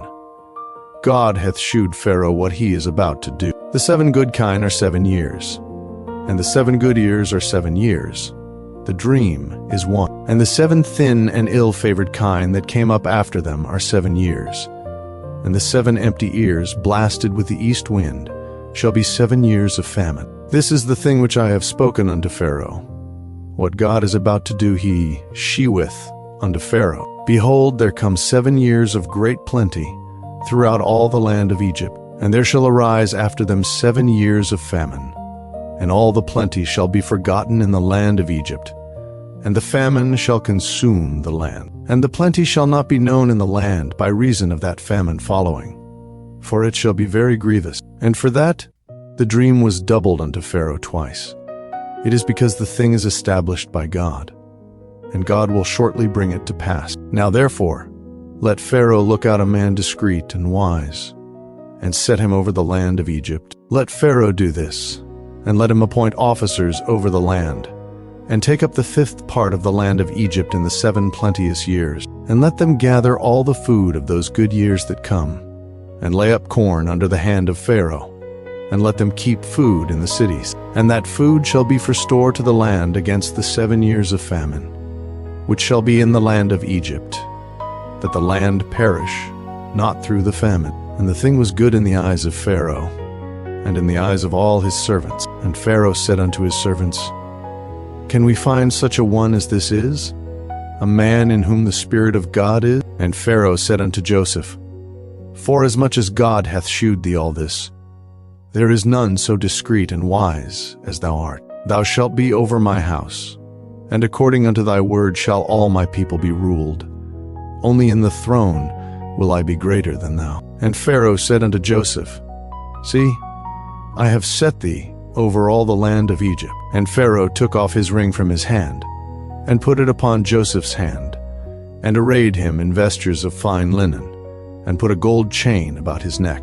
And he made him to ride in the 2nd chariot which he had. And they cried before him, Bow the knee. And he made him ruler over all the land of Egypt. And Pharaoh said unto Joseph, I am Pharaoh, and without thee shall no man lift up his hand or foot in all the land of Egypt. And Pharaoh called Joseph's name Zaphnath-Paneah, and he gave him to wife Asenath, the daughter of Potiphar, a priest of On. And Joseph went out over all the land of Egypt. And Joseph was 30 years old when he stood before Pharaoh, king of Egypt. And Joseph went out from the presence of Pharaoh, and went throughout all the land of Egypt. And in the 7 plenteous years the earth brought forth by handfuls. And he gathered up all the food of the 7 years, which were in the land of Egypt, and laid up the food in the cities, the food of the field, which was round about every city, laid he up in the same. And Joseph gathered corn as the sand of the sea, very much, until he left numbering, for it was without number. And unto Joseph were born 2 sons before the years of famine came, which Asenath the daughter of Potiphar a priest of On bare unto him. And Joseph called the name of the firstborn Manasseh, for God, said he, hath made me forget all my toil, and all my father's house. And the name of the second called he Ephraim, for God hath caused me to be fruitful in the land of my affliction. And the 7 years of plenteousness that was in the land of Egypt were ended, and the 7 years of dearth began to come, according as Joseph had said. And the dearth was in all lands, but in all the land of Egypt there was bread. And when all the land of Egypt was famished, the people cried to Pharaoh for bread. And Pharaoh said unto all the Egyptians, Go unto Joseph, what he saith to you, do. And the famine was over all the face of the earth. And Joseph opened all the storehouses, and sold unto the Egyptians. And the famine waxed sore in the land of Egypt. And all countries came into Egypt to Joseph for to buy corn, because that the famine was so sore in all land. Genesis chapter 42. Now when Jacob saw that there was corn in Egypt, Jacob said unto his sons, Why do ye look one upon another? And he said, Behold, I have heard that there is corn in Egypt. Get you down thither, and buy for us from thence, that we may live, and not die. And Joseph's 10 brethren went down to buy corn in Egypt. But Benjamin, Joseph's brother, Jacob sent not with his brethren, for he said, Lest peradventure mischief befall him. And the sons of Israel came to buy corn among those that came, for the famine was in the land of Canaan. And Joseph was the governor over the land, and he it was that sold to all the people of the land. And Joseph's brethren came, and bowed down themselves before him with their faces to the earth. And Joseph saw his brethren, and he knew them, but made himself strange unto them, and spake roughly unto them. And he said unto them, Whence come ye? And they said, From the land of Canaan, to buy food. And Joseph knew his brethren, but they knew not him. And Joseph remembered the dreams which he dreamed of them, and said unto them, Ye are spies. To see the nakedness of the land ye are come. And they said unto him, Nay, my lord, but to buy food are thy servants come. We are all one man's sons. We are true men. Thy servants are no spies. And he said unto them, Nay, but to see the nakedness of the land ye are come. And they said, Thy servants are 12 brethren, the sons of one man in the land of Canaan. And, behold, the youngest is this day with our father, and one is not. And Joseph said unto them, That is it that I spake unto you, saying, Ye are spies. Hereby ye shall be proved. By the life of Pharaoh ye shall not go forth hence, except your youngest brother come hither. Send one of you, and let him fetch your brother, and ye shall be kept in prison, that your words may be proved, whether there be any truth in you, or else by the life of Pharaoh surely ye are spies. And he put them all together into ward 3 days. And Joseph said unto them the 3rd day, This do, and live, for I fear God. If ye be true men, let one of your brethren be bound in the house of your prison. Go ye, carry corn for the famine of your houses, but bring your youngest brother unto me, so shall your words be verified, and ye shall not die. And they did so. And they said one to another, We are verily guilty concerning our brother, in that we saw the anguish of his soul, when he besought us, and we would not hear. Therefore is this distress come upon us. And Reuben answered them, saying, Spake I not unto you, saying, Do not sin against the child?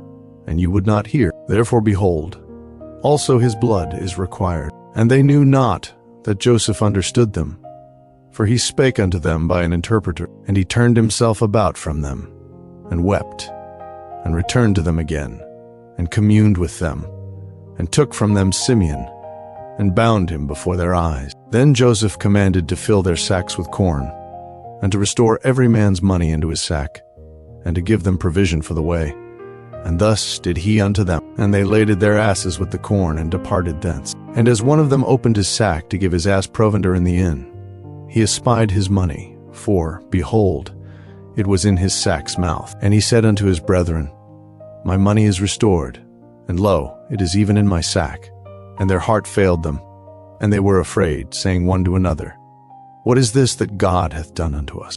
And they came unto Jacob their father, unto the land of Canaan, and told him all that befell unto them, saying, The man, who is the Lord of the land, spake roughly to us, and took us for spies of the country. And we said unto him, We are true men. We are no spies. We be 12 brethren, sons of our father. One is not. And the youngest is this day with our father in the land of Canaan. And the man, the Lord of the country, said unto us, Hereby shall I know that ye are true men. Leave one of your brethren here with me, and take food for the famine of your households, and be gone. And bring your youngest brother unto me, then shall I know that ye are no spies, but that ye are true men. So will I deliver you your brother, and ye shall traffic in the land. And it came to pass, as they emptied their sacks, that, behold, every man's bundle of money was in his sack. And when both they and their fathers saw the bundles of money, they were afraid. And Jacob their father said unto them, Me have ye bereaved of my children. Joseph is not, and Simeon is not, and ye will take Benjamin away. All these things are against me. And Reuben spake unto his father, saying, Slay my 2 sons. If I bring him not to thee, deliver him into my hand, and I will bring him to thee again. And he said, My son shall not go down with you, for his brother is dead, and he is left alone. If mischief befall him by the way in the which ye go, then shall ye bring down my gray hairs with sorrow to the grave. Genesis chapter 43. And the famine was sore in the land. And it came to pass, when they had eaten up the corn which they had brought out of Egypt, their father said unto them, Go again, buy us a little food. And Judah spake unto him, saying, The man did solemnly protest unto us, saying, Ye shall not see my face, except your brother be with you. If thou wilt send our brother with us, we will go down and buy thee food. But if thou wilt not send him, we will not go down. For the man said unto us, Ye shall not see my face, except your brother be with you. And Israel said, Wherefore dealt ye so ill with me, as to tell the man whether ye had yet a brother? And they said, The man asked us straitly of our state, and of our kindred, saying, Is your father yet alive? Have ye another brother? And we told him according to the tenor of these words, could we certainly know that he would say, Bring your brother down? And Judah said unto Israel his father, Send the lad with me, and we will arise and go, that we may live, and not die, both we and thou, and also our little ones. I will be surety for him. Of my hand shalt thou require him. If I bring him not unto thee, and set him before thee, then let me bear the blame forever. For except we had lingered, surely now we had returned this second time. And their father Israel said unto them, If it must be so now, do this. Take of the best fruits in the land in your vessels, and carry down the man a present, a little balm, and a little honey, spices, and myrrh, nuts, and almonds. And take double money in your hand, and the money that was brought again in the mouth of your sacks, carry it again in your hand. Peradventure, it was an oversight. Take also your brother, and arise, go again unto the man. And God Almighty give you mercy before the man, that he may send away your other brother, and Benjamin. If I be bereaved of my children, I am bereaved. And the men took that present. And they took double money in their hand and Benjamin, and rose up, and went down to Egypt, and stood before Joseph. And when Joseph saw Benjamin with them, he said to the ruler of his house, Bring these men home, and slay, and make ready, for these men shall dine with me at noon. And the man did as Joseph bade. And the man brought the men into Joseph's house. And the men were afraid, because they were brought into Joseph's house. And they said, Because of the money that was returned in our sacks at the first time are we brought in, that he may seek occasion against us, and fall upon us, and take us for bondmen, and our asses. And they came near to the steward of Joseph's house, and they communed with him at the door of the house, and said, O sir, we came indeed down at the first time to buy food. And it came to pass, when we came to the inn, that we opened our sacks, and behold, every man's money was in the mouth of his sack, our money in full weight, and we have brought it again in our hand. And other money have we brought down in our hands to buy food. We cannot tell who put our money in our sacks. And he said, Peace be to you. Fear not. Your God, and the God of your father, hath given you treasure in your sacks. I had your money. And he brought Simeon out unto them. And the man brought the men into Joseph's house, and gave them water. And they washed their feet, and he gave their asses provender. And they made ready the present against Joseph came at noon, for they heard that they should eat bread there.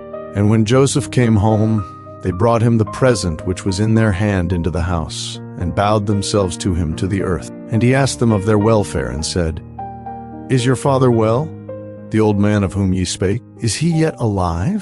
And they answered, Thy servant our father is in good health. He is yet alive. And they bowed down their heads, and made obeisance. And he lifted up his eyes, and saw his brother Benjamin, his mother's son, and said, Is this your younger brother, of whom ye spake unto me? And he said, God be gracious unto thee, my son. And Joseph made haste, for his bowels did yearn upon his brother. And he sought where to weep. And he entered into his chamber, and wept there. And he washed his face, and went out, and refrained himself, and said, Set on bread. And they set on for him by himself, and for them by themselves, and for the Egyptians which did eat with him by themselves, because the Egyptians might not eat bread with the Hebrews, for that is an abomination unto the Egyptians. And they sat before him, the firstborn according to his birthright, and the youngest according to his youth. And the men marveled one at another. And he took and sent messes unto them from before him. But Benjamin's mess was 5 times so much as any of theirs, and they drank, and were merry with him. And he commanded the steward of his house, saying, Fill the men's sacks with food, as much as they can carry, and put every man's money in his sack's mouth.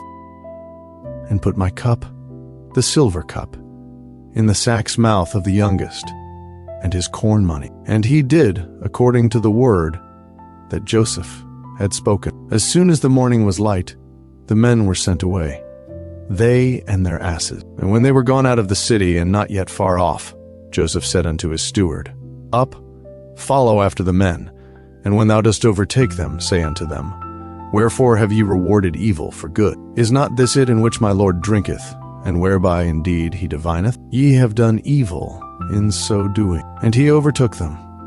And he spake unto them these same words. And they said unto him, Wherefore saith my Lord these words? God forbid that thy servants should do according to this thing. Behold, the money, which we found in our sacks' mouths, we brought again unto thee out of the land of Canaan.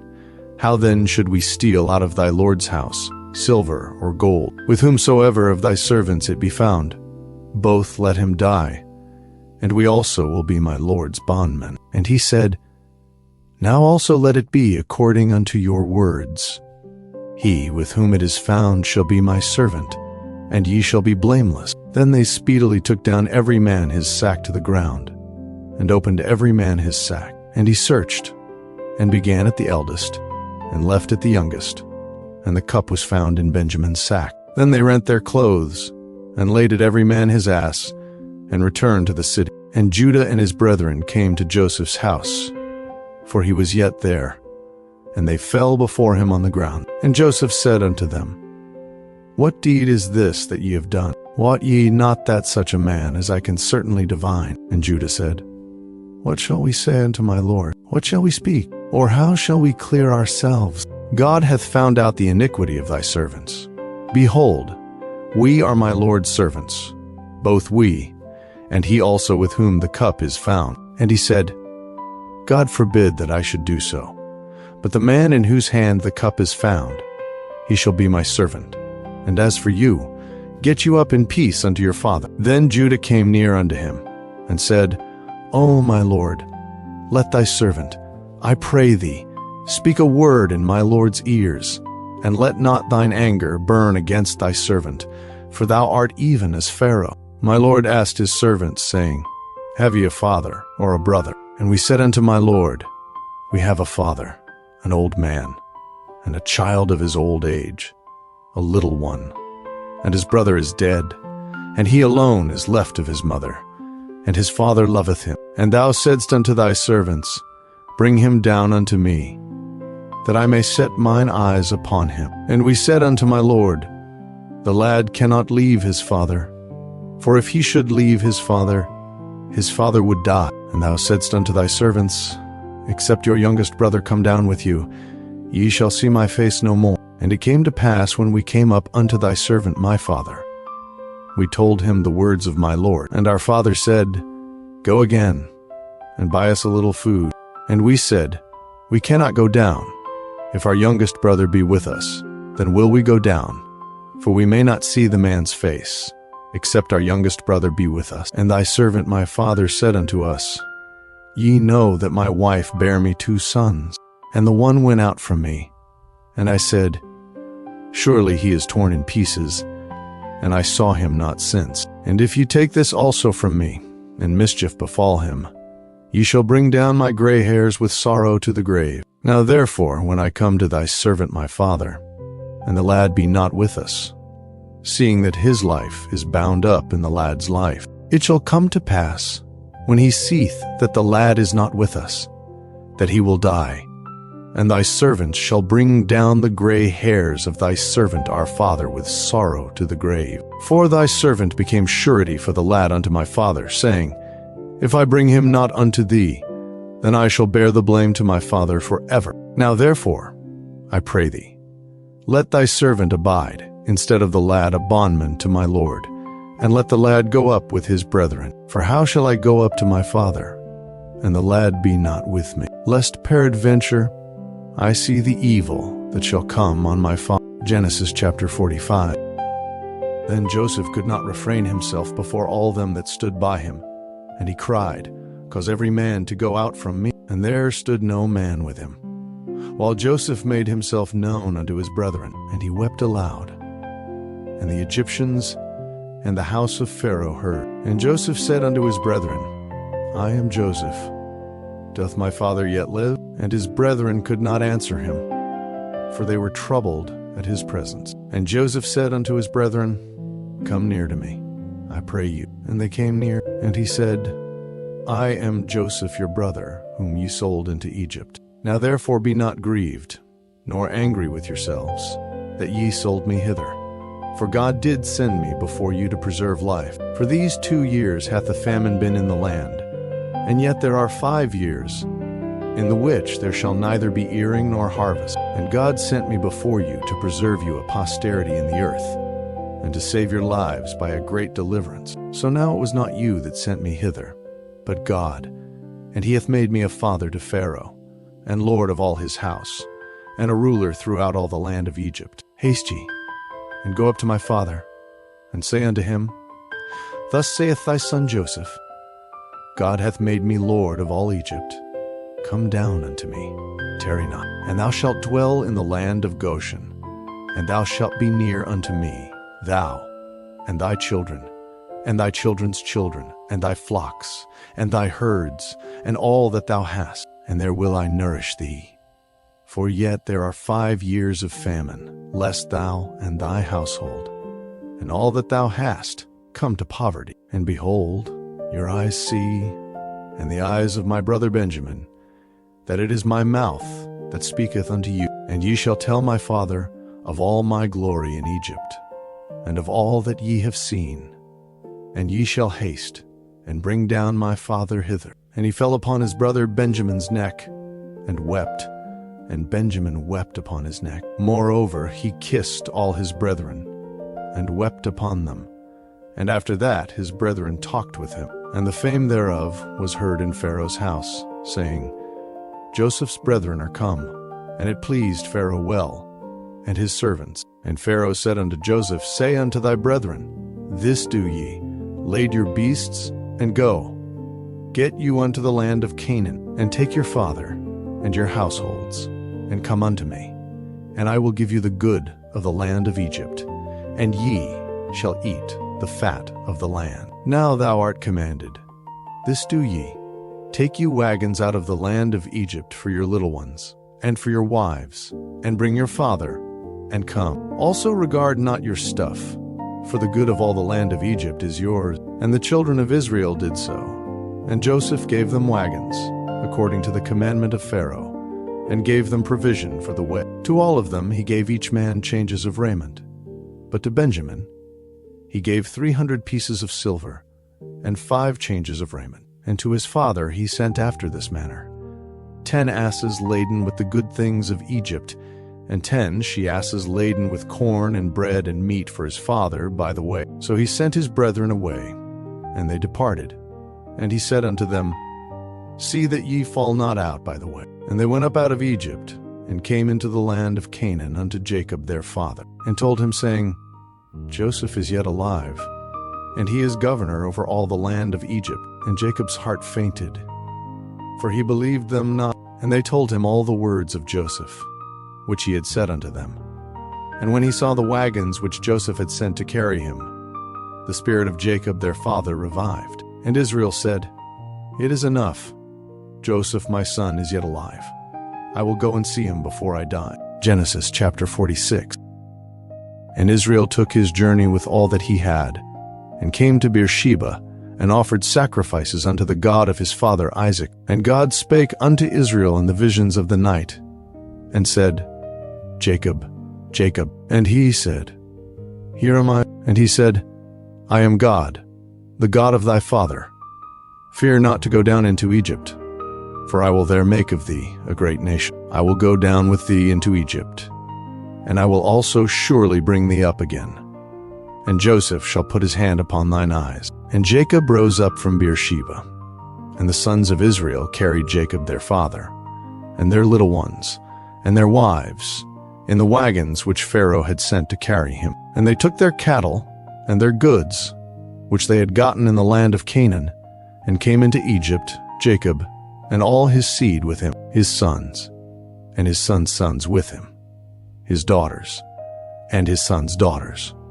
And all his seed brought he with him into Egypt. And these are the names of the children of Israel, which came into Egypt, Jacob and his sons, Reuben, Jacob's firstborn, and the sons of Reuben, Hanok, and Phalu, and Hezron, and Carmi, and the sons of Simeon, Jemuel, and Jamin, and Ohad, and Jachin, and Zohar, and Shaul the son of a Canaanitish woman, and the sons of Levi, Gershon, Kohath, and Merari, and the sons of Judah, and Onan, and Shelah, and Pharez, and Zara.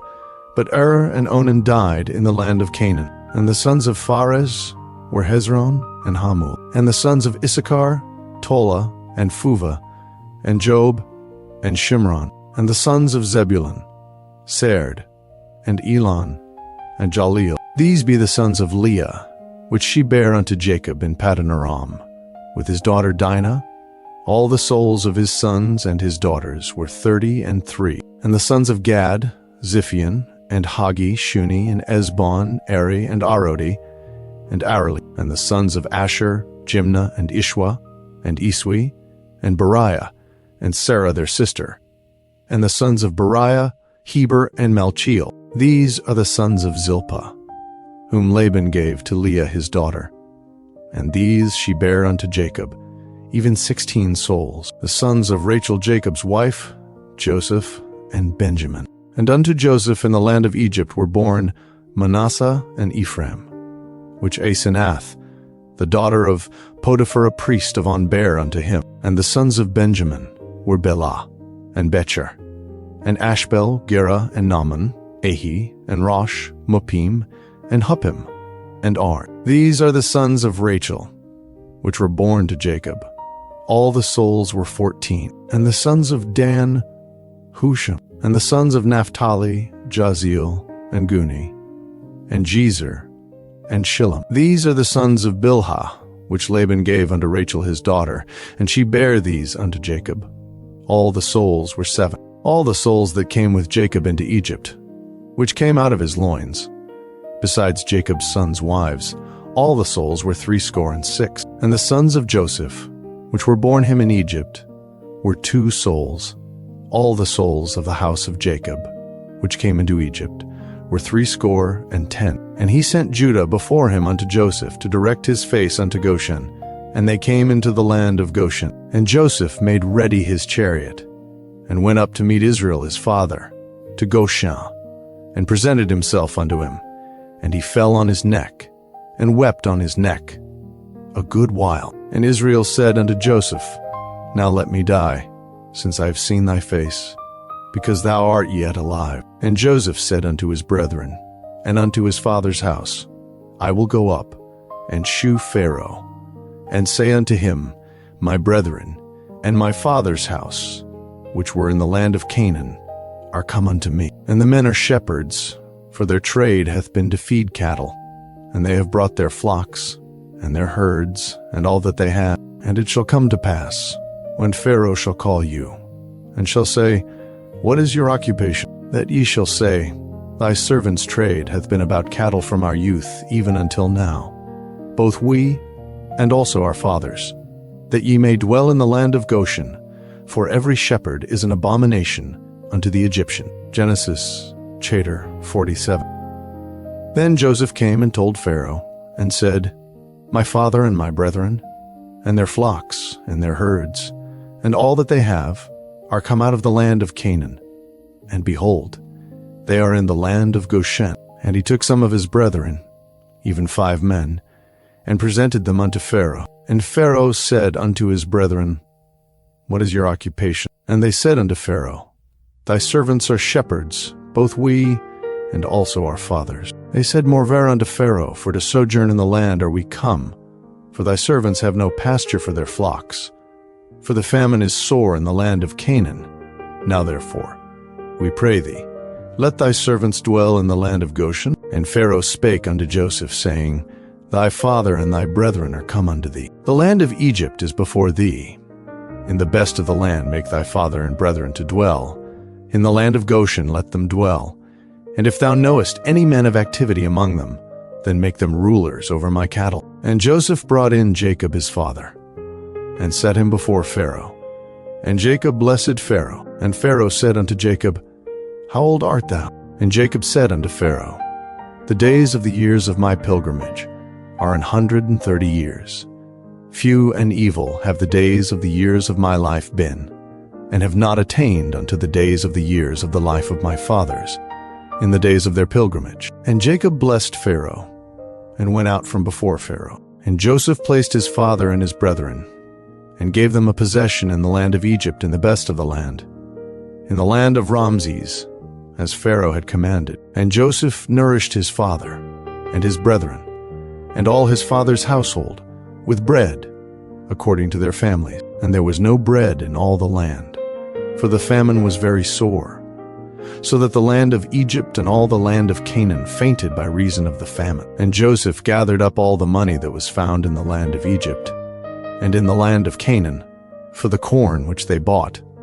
And Joseph brought the money into Pharaoh's house. And when money failed in the land of Egypt and in the land of Canaan, all the Egyptians came unto Joseph, and said, Give us bread, for why should we die in thy presence? For the money faileth. And Joseph said, Give your cattle, and I will give you for your cattle, if money fail. And they brought their cattle unto Joseph. And Joseph gave them bread in exchange for horses, and for the flocks, and for the cattle of the herds, and for the asses.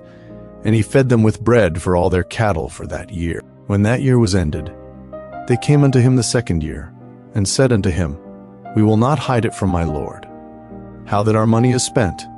My lord also hath our herds of cattle.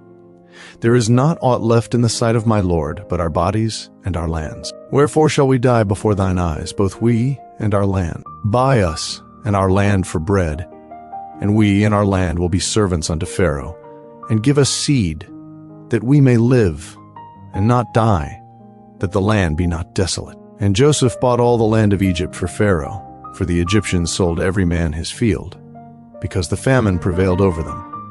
So the land became Pharaoh's. And as for the people, he removed them to cities from one end of the borders of Egypt, even to the other end thereof. Only the land of the priests bought he not, for the priests had a portion assigned them of Pharaoh, and did eat their portion which Pharaoh gave them, wherefore they sold not their lands. Then Joseph said unto the people, Behold, I have bought you this day, and your land for Pharaoh. Lo, here is seed for you, and ye shall sow the land. And it shall come to pass in the increase, that ye shall give the 5th part unto Pharaoh, and 4 parts shall be your own, for seed of the field, and for your food, and for them of your households, and for food for your little ones. And they said, Thou hast saved our lives. Let us find grace in the sight of my lord, and we will be Pharaoh's servants. And Joseph made it a law over the land of Egypt unto this day, that Pharaoh should have the 5th part, except the land of the priests only, which became not Pharaoh's. And Israel dwelt in the land of Egypt, in the country of Goshen. And they had possessions therein, and grew, and multiplied exceedingly. And Jacob lived in the land of Egypt 17 years. So the whole age of Jacob was 147 years. And the time drew nigh that Israel must die. And he called his son Joseph, and said unto him, If now I have found grace in thy sight, put, I pray thee, thy hand under my thigh, and deal kindly and truly with me. Bury me not, I pray thee, in Egypt, but I will lie with my fathers. And thou shalt carry me out of Egypt, and bury me in their burying place. And he said, I will do as thou hast said. And he said, Swear unto me. And he sware unto him. And Israel bowed himself upon the bed's head. Genesis chapter 48. And it came to pass after these things, that one told Joseph, Behold, thy father is sick. And he took with him his 2 sons, Manasseh and Ephraim. And one told Jacob, and said, Behold, thy son Joseph cometh unto thee. And Israel strengthened himself, and sat upon the bed. And Jacob said unto Joseph, God Almighty appeared unto me at Luz, in the land of Canaan, and blessed me, and said unto me, Behold, I will make thee fruitful, and multiply thee. And I will make of thee a multitude of people, and will give this land to thy seed after thee for an everlasting possession. And now thy 2 sons, Ephraim and Manasseh, which were born unto thee in the land of Egypt, before I came unto thee into Egypt, are mine, as Reuben and Simeon.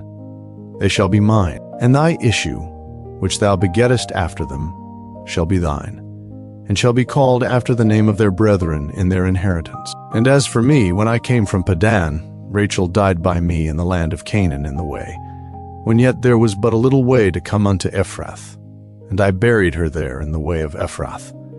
The same is Bethlehem. And Israel beheld Joseph's sons, and said, Who are these? And Joseph said unto his father, They are my sons, whom God hath given me in this place. And he said, Bring them, I pray thee, unto me, and I will bless them. Now the eyes of Israel were dim for age, so that he could not see. And he brought them near unto him, and he kissed them, and embraced them. And Israel said unto Joseph, I had not thought to see thy face, and lo, God hath shewed me also thy seed. And Joseph brought them out from between his knees, and he bowed himself with his face to the earth. And Joseph took them both, Ephraim in his right hand toward Israel's left hand, and Manasseh in his left hand toward Israel's right hand, and brought them near unto him. And Israel stretched out his right hand, and laid it upon Ephraim's head, who was the younger, and his left hand upon Manasseh's head, guiding his hands wittingly. For Manasseh was the firstborn. And he blessed Joseph and said, God, before whom my fathers Abraham and Isaac did walk, the God which fed me all my life long unto this day, the angel which redeemed me from all evil, bless the lads, and let my name be named on them, and the name of my fathers Abraham and Isaac, and let them grow into a multitude in the midst of the earth. And when Joseph saw that his father laid his right hand upon the head of Ephraim, it displeased him, and he held up his father's hand to remove it from Ephraim's head unto Manasseh's head. And Joseph said unto his father, Not so, my father, for this is the firstborn. Put thy right hand upon his head. And his father refused and said, I know it, my son, I know it. He also shall become a people, and he also shall be great. But truly his younger brother shall be greater than he, and his seed shall become a multitude of nations. And he blessed them that day, saying, In thee shall Israel bless, saying, God make thee as Ephraim and as Manasseh. And he set Ephraim before Manasseh. And Israel said unto Joseph, Behold, I die, but God shall be with you, and bring you again unto the land of your fathers. Moreover, I have given to thee one portion above thy brethren, which I took out of the hand of the Amorite with my sword and with my bow. Genesis chapter 49.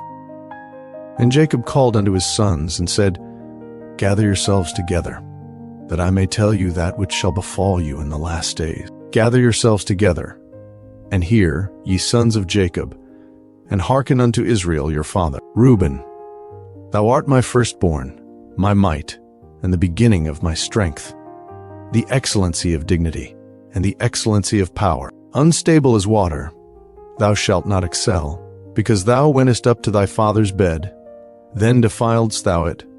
He went up to my couch. Simeon and Levi are brethren. Instruments of cruelty are in their habitations. O my soul, come not thou into their secret, unto their assembly, mine honor. Be not thou united, for in their anger they slew a man, and in their self-will they digged down a wall. Cursed be their anger, for it was fierce, and their wrath, for it was cruel. I will divide them in Jacob, and scatter them in Israel. Judah, thou art he whom thy brethren shall praise. Thy hand shall be in the neck of thine enemies. Thy father's children shall bow down before thee. Judah is a lion's whelp from the prey, my son. Thou art gone up. He stooped down. He couched as a lion, and as an old lion, who shall rouse him up? The scepter shall not depart from Judah, nor a lawgiver from between his feet, until Shiloh come, and unto him shall the gathering of the people be, binding his foal unto the vine, and his ass his colt unto the choice vine. He washed his garments in wine, and his clothes in the blood of grapes. His eyes shall be red with wine, and his teeth white with milk. Zebulun shall dwell at the haven of the sea, and he shall be for an haven of ships, and his border shall be unto Zidon. Issachar is a strong ass couching down between two burdens. And he saw that rest was good, and the land that it was pleasant, and bowed his shoulder to bear, and became a servant unto tribute. Dan shall judge his people, as one of the tribes of Israel. Dan shall be a serpent by the way, an adder in the path, that biteth the horse heels, so that his rider shall fall backward. I have waited for thy salvation, O Lord. Gad, a troop shall overcome him, but he shall overcome at the last. Out of Asher his bread shall be fat, and he shall yield royal dainties. Naphtali is a hind let loose. He giveth goodly words. Joseph is a fruitful bough, even a fruitful bough by a well, whose branches run over the wall. The archers have sorely grieved him, and shot at him, and hated him. But his bow abode in strength, and the arms of his hands were made strong by the hands of the mighty God of Jacob. From thence is the shepherd, the stone of Israel, even by the God of thy father, who shall help thee, and by the Almighty, who shall bless thee with blessings of heaven above, blessings of the deep that lieth under, blessings of the breasts and of the womb. The blessings of thy father have prevailed above the blessings of my progenitors, unto the utmost bound of the everlasting hills. They shall be on the head of Joseph, and on the crown of the head of him that was separate from his brethren. Benjamin shall raven as a wolf. In the morning he shall devour the prey, and at night he shall divide the spoil. All these are the 12 tribes of Israel. And this is it, that their father spake unto them, and blessed them. Every one according to his blessing he blessed them. And he charged them, and said unto them, I am to be gathered unto my people. Bury me with my fathers in the cave that is in the field of Ephron the Hittite, in the cave that is in the field of Machpelah, which is before Mamre, in the land of Canaan, which Abraham bought with the field of Ephron the Hittite for a possession of a burying place. There they buried Abraham and Sarah his wife. There they buried Isaac and Rebekah his wife, and there I buried Leah. The purchase of the field and of the cave that is therein was from the children of Heth. And when Jacob had made an end of commanding his sons, he gathered up his feet into the bed, and yielded up the ghost, and was gathered unto his people. Genesis chapter 50. And Joseph fell upon his father's face, and wept upon him, and kissed him. And Joseph commanded his servants, the physicians, to embalm his father. And the physicians embalmed Israel. And 40 days were fulfilled for him. For so are fulfilled the days of those which are embalmed. And the Egyptians mourned for him 60 days. And when the days of his mourning were past, Joseph spake unto the house of Pharaoh, saying, If now I have found grace in your eyes, speak, I pray you, in the ears of Pharaoh, saying, My father made me swear, saying, Lo, I die in my grave which I have digged for me in the land of Canaan. There shalt thou bury me. Now therefore let me go up, I pray thee, and bury my father, and I will come again. And Pharaoh said, Go up, and bury thy father, according as he made thee swear. And Joseph went up to bury his father, and with him went up all the servants of Pharaoh, the elders of his house, and all the elders of the land of Egypt, and all the house of Joseph, and his brethren, and his father's house, only their little ones, and their flocks, and their herds, they left in the land of Goshen. And there went up with him both chariots and horsemen, and it was a very great company. And they came to the threshing floor of Atad, which is beyond Jordan, and there they mourned with a great and very sore lamentation. And he made a mourning for his father 7 days. And when the inhabitants of the land, the Canaanites, saw the mourning in the floor of Atad, they said, This is a grievous mourning to the Egyptians. Wherefore the name of it was called Abel Mizraim, which is beyond Jordan. And his sons did unto him according as he commanded them. For his sons carried him into the land of Canaan, and buried him in the cave of the field of Machpelah, which Abraham bought with the field for a possession of a burying place of Ephron the Hittite, before Mamre. And Joseph returned into Egypt, he and his brethren, and all that went up with him to bury his father, after he had buried his father. And when Joseph's brethren saw that their father was dead, they said, Joseph will peradventure hate us, and will certainly requite us all the evil which we did unto him. And they sent a messenger unto Joseph, saying, Thy father did command before he died, saying, So shall ye say unto Joseph, Forgive, I pray thee now, the trespass of thy brethren, and their sin, for they did unto thee evil. And now we pray thee, forgive the trespass of the servants of the God of thy father. And Joseph wept when they spake unto him. And his brethren also went and fell down before his face.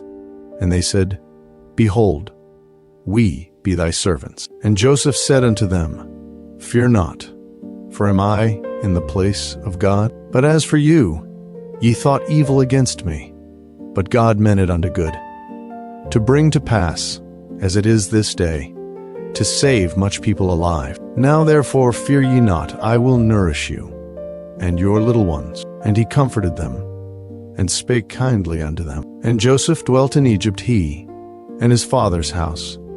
And Joseph lived 110 years. And Joseph saw Ephraim's children of the third generation.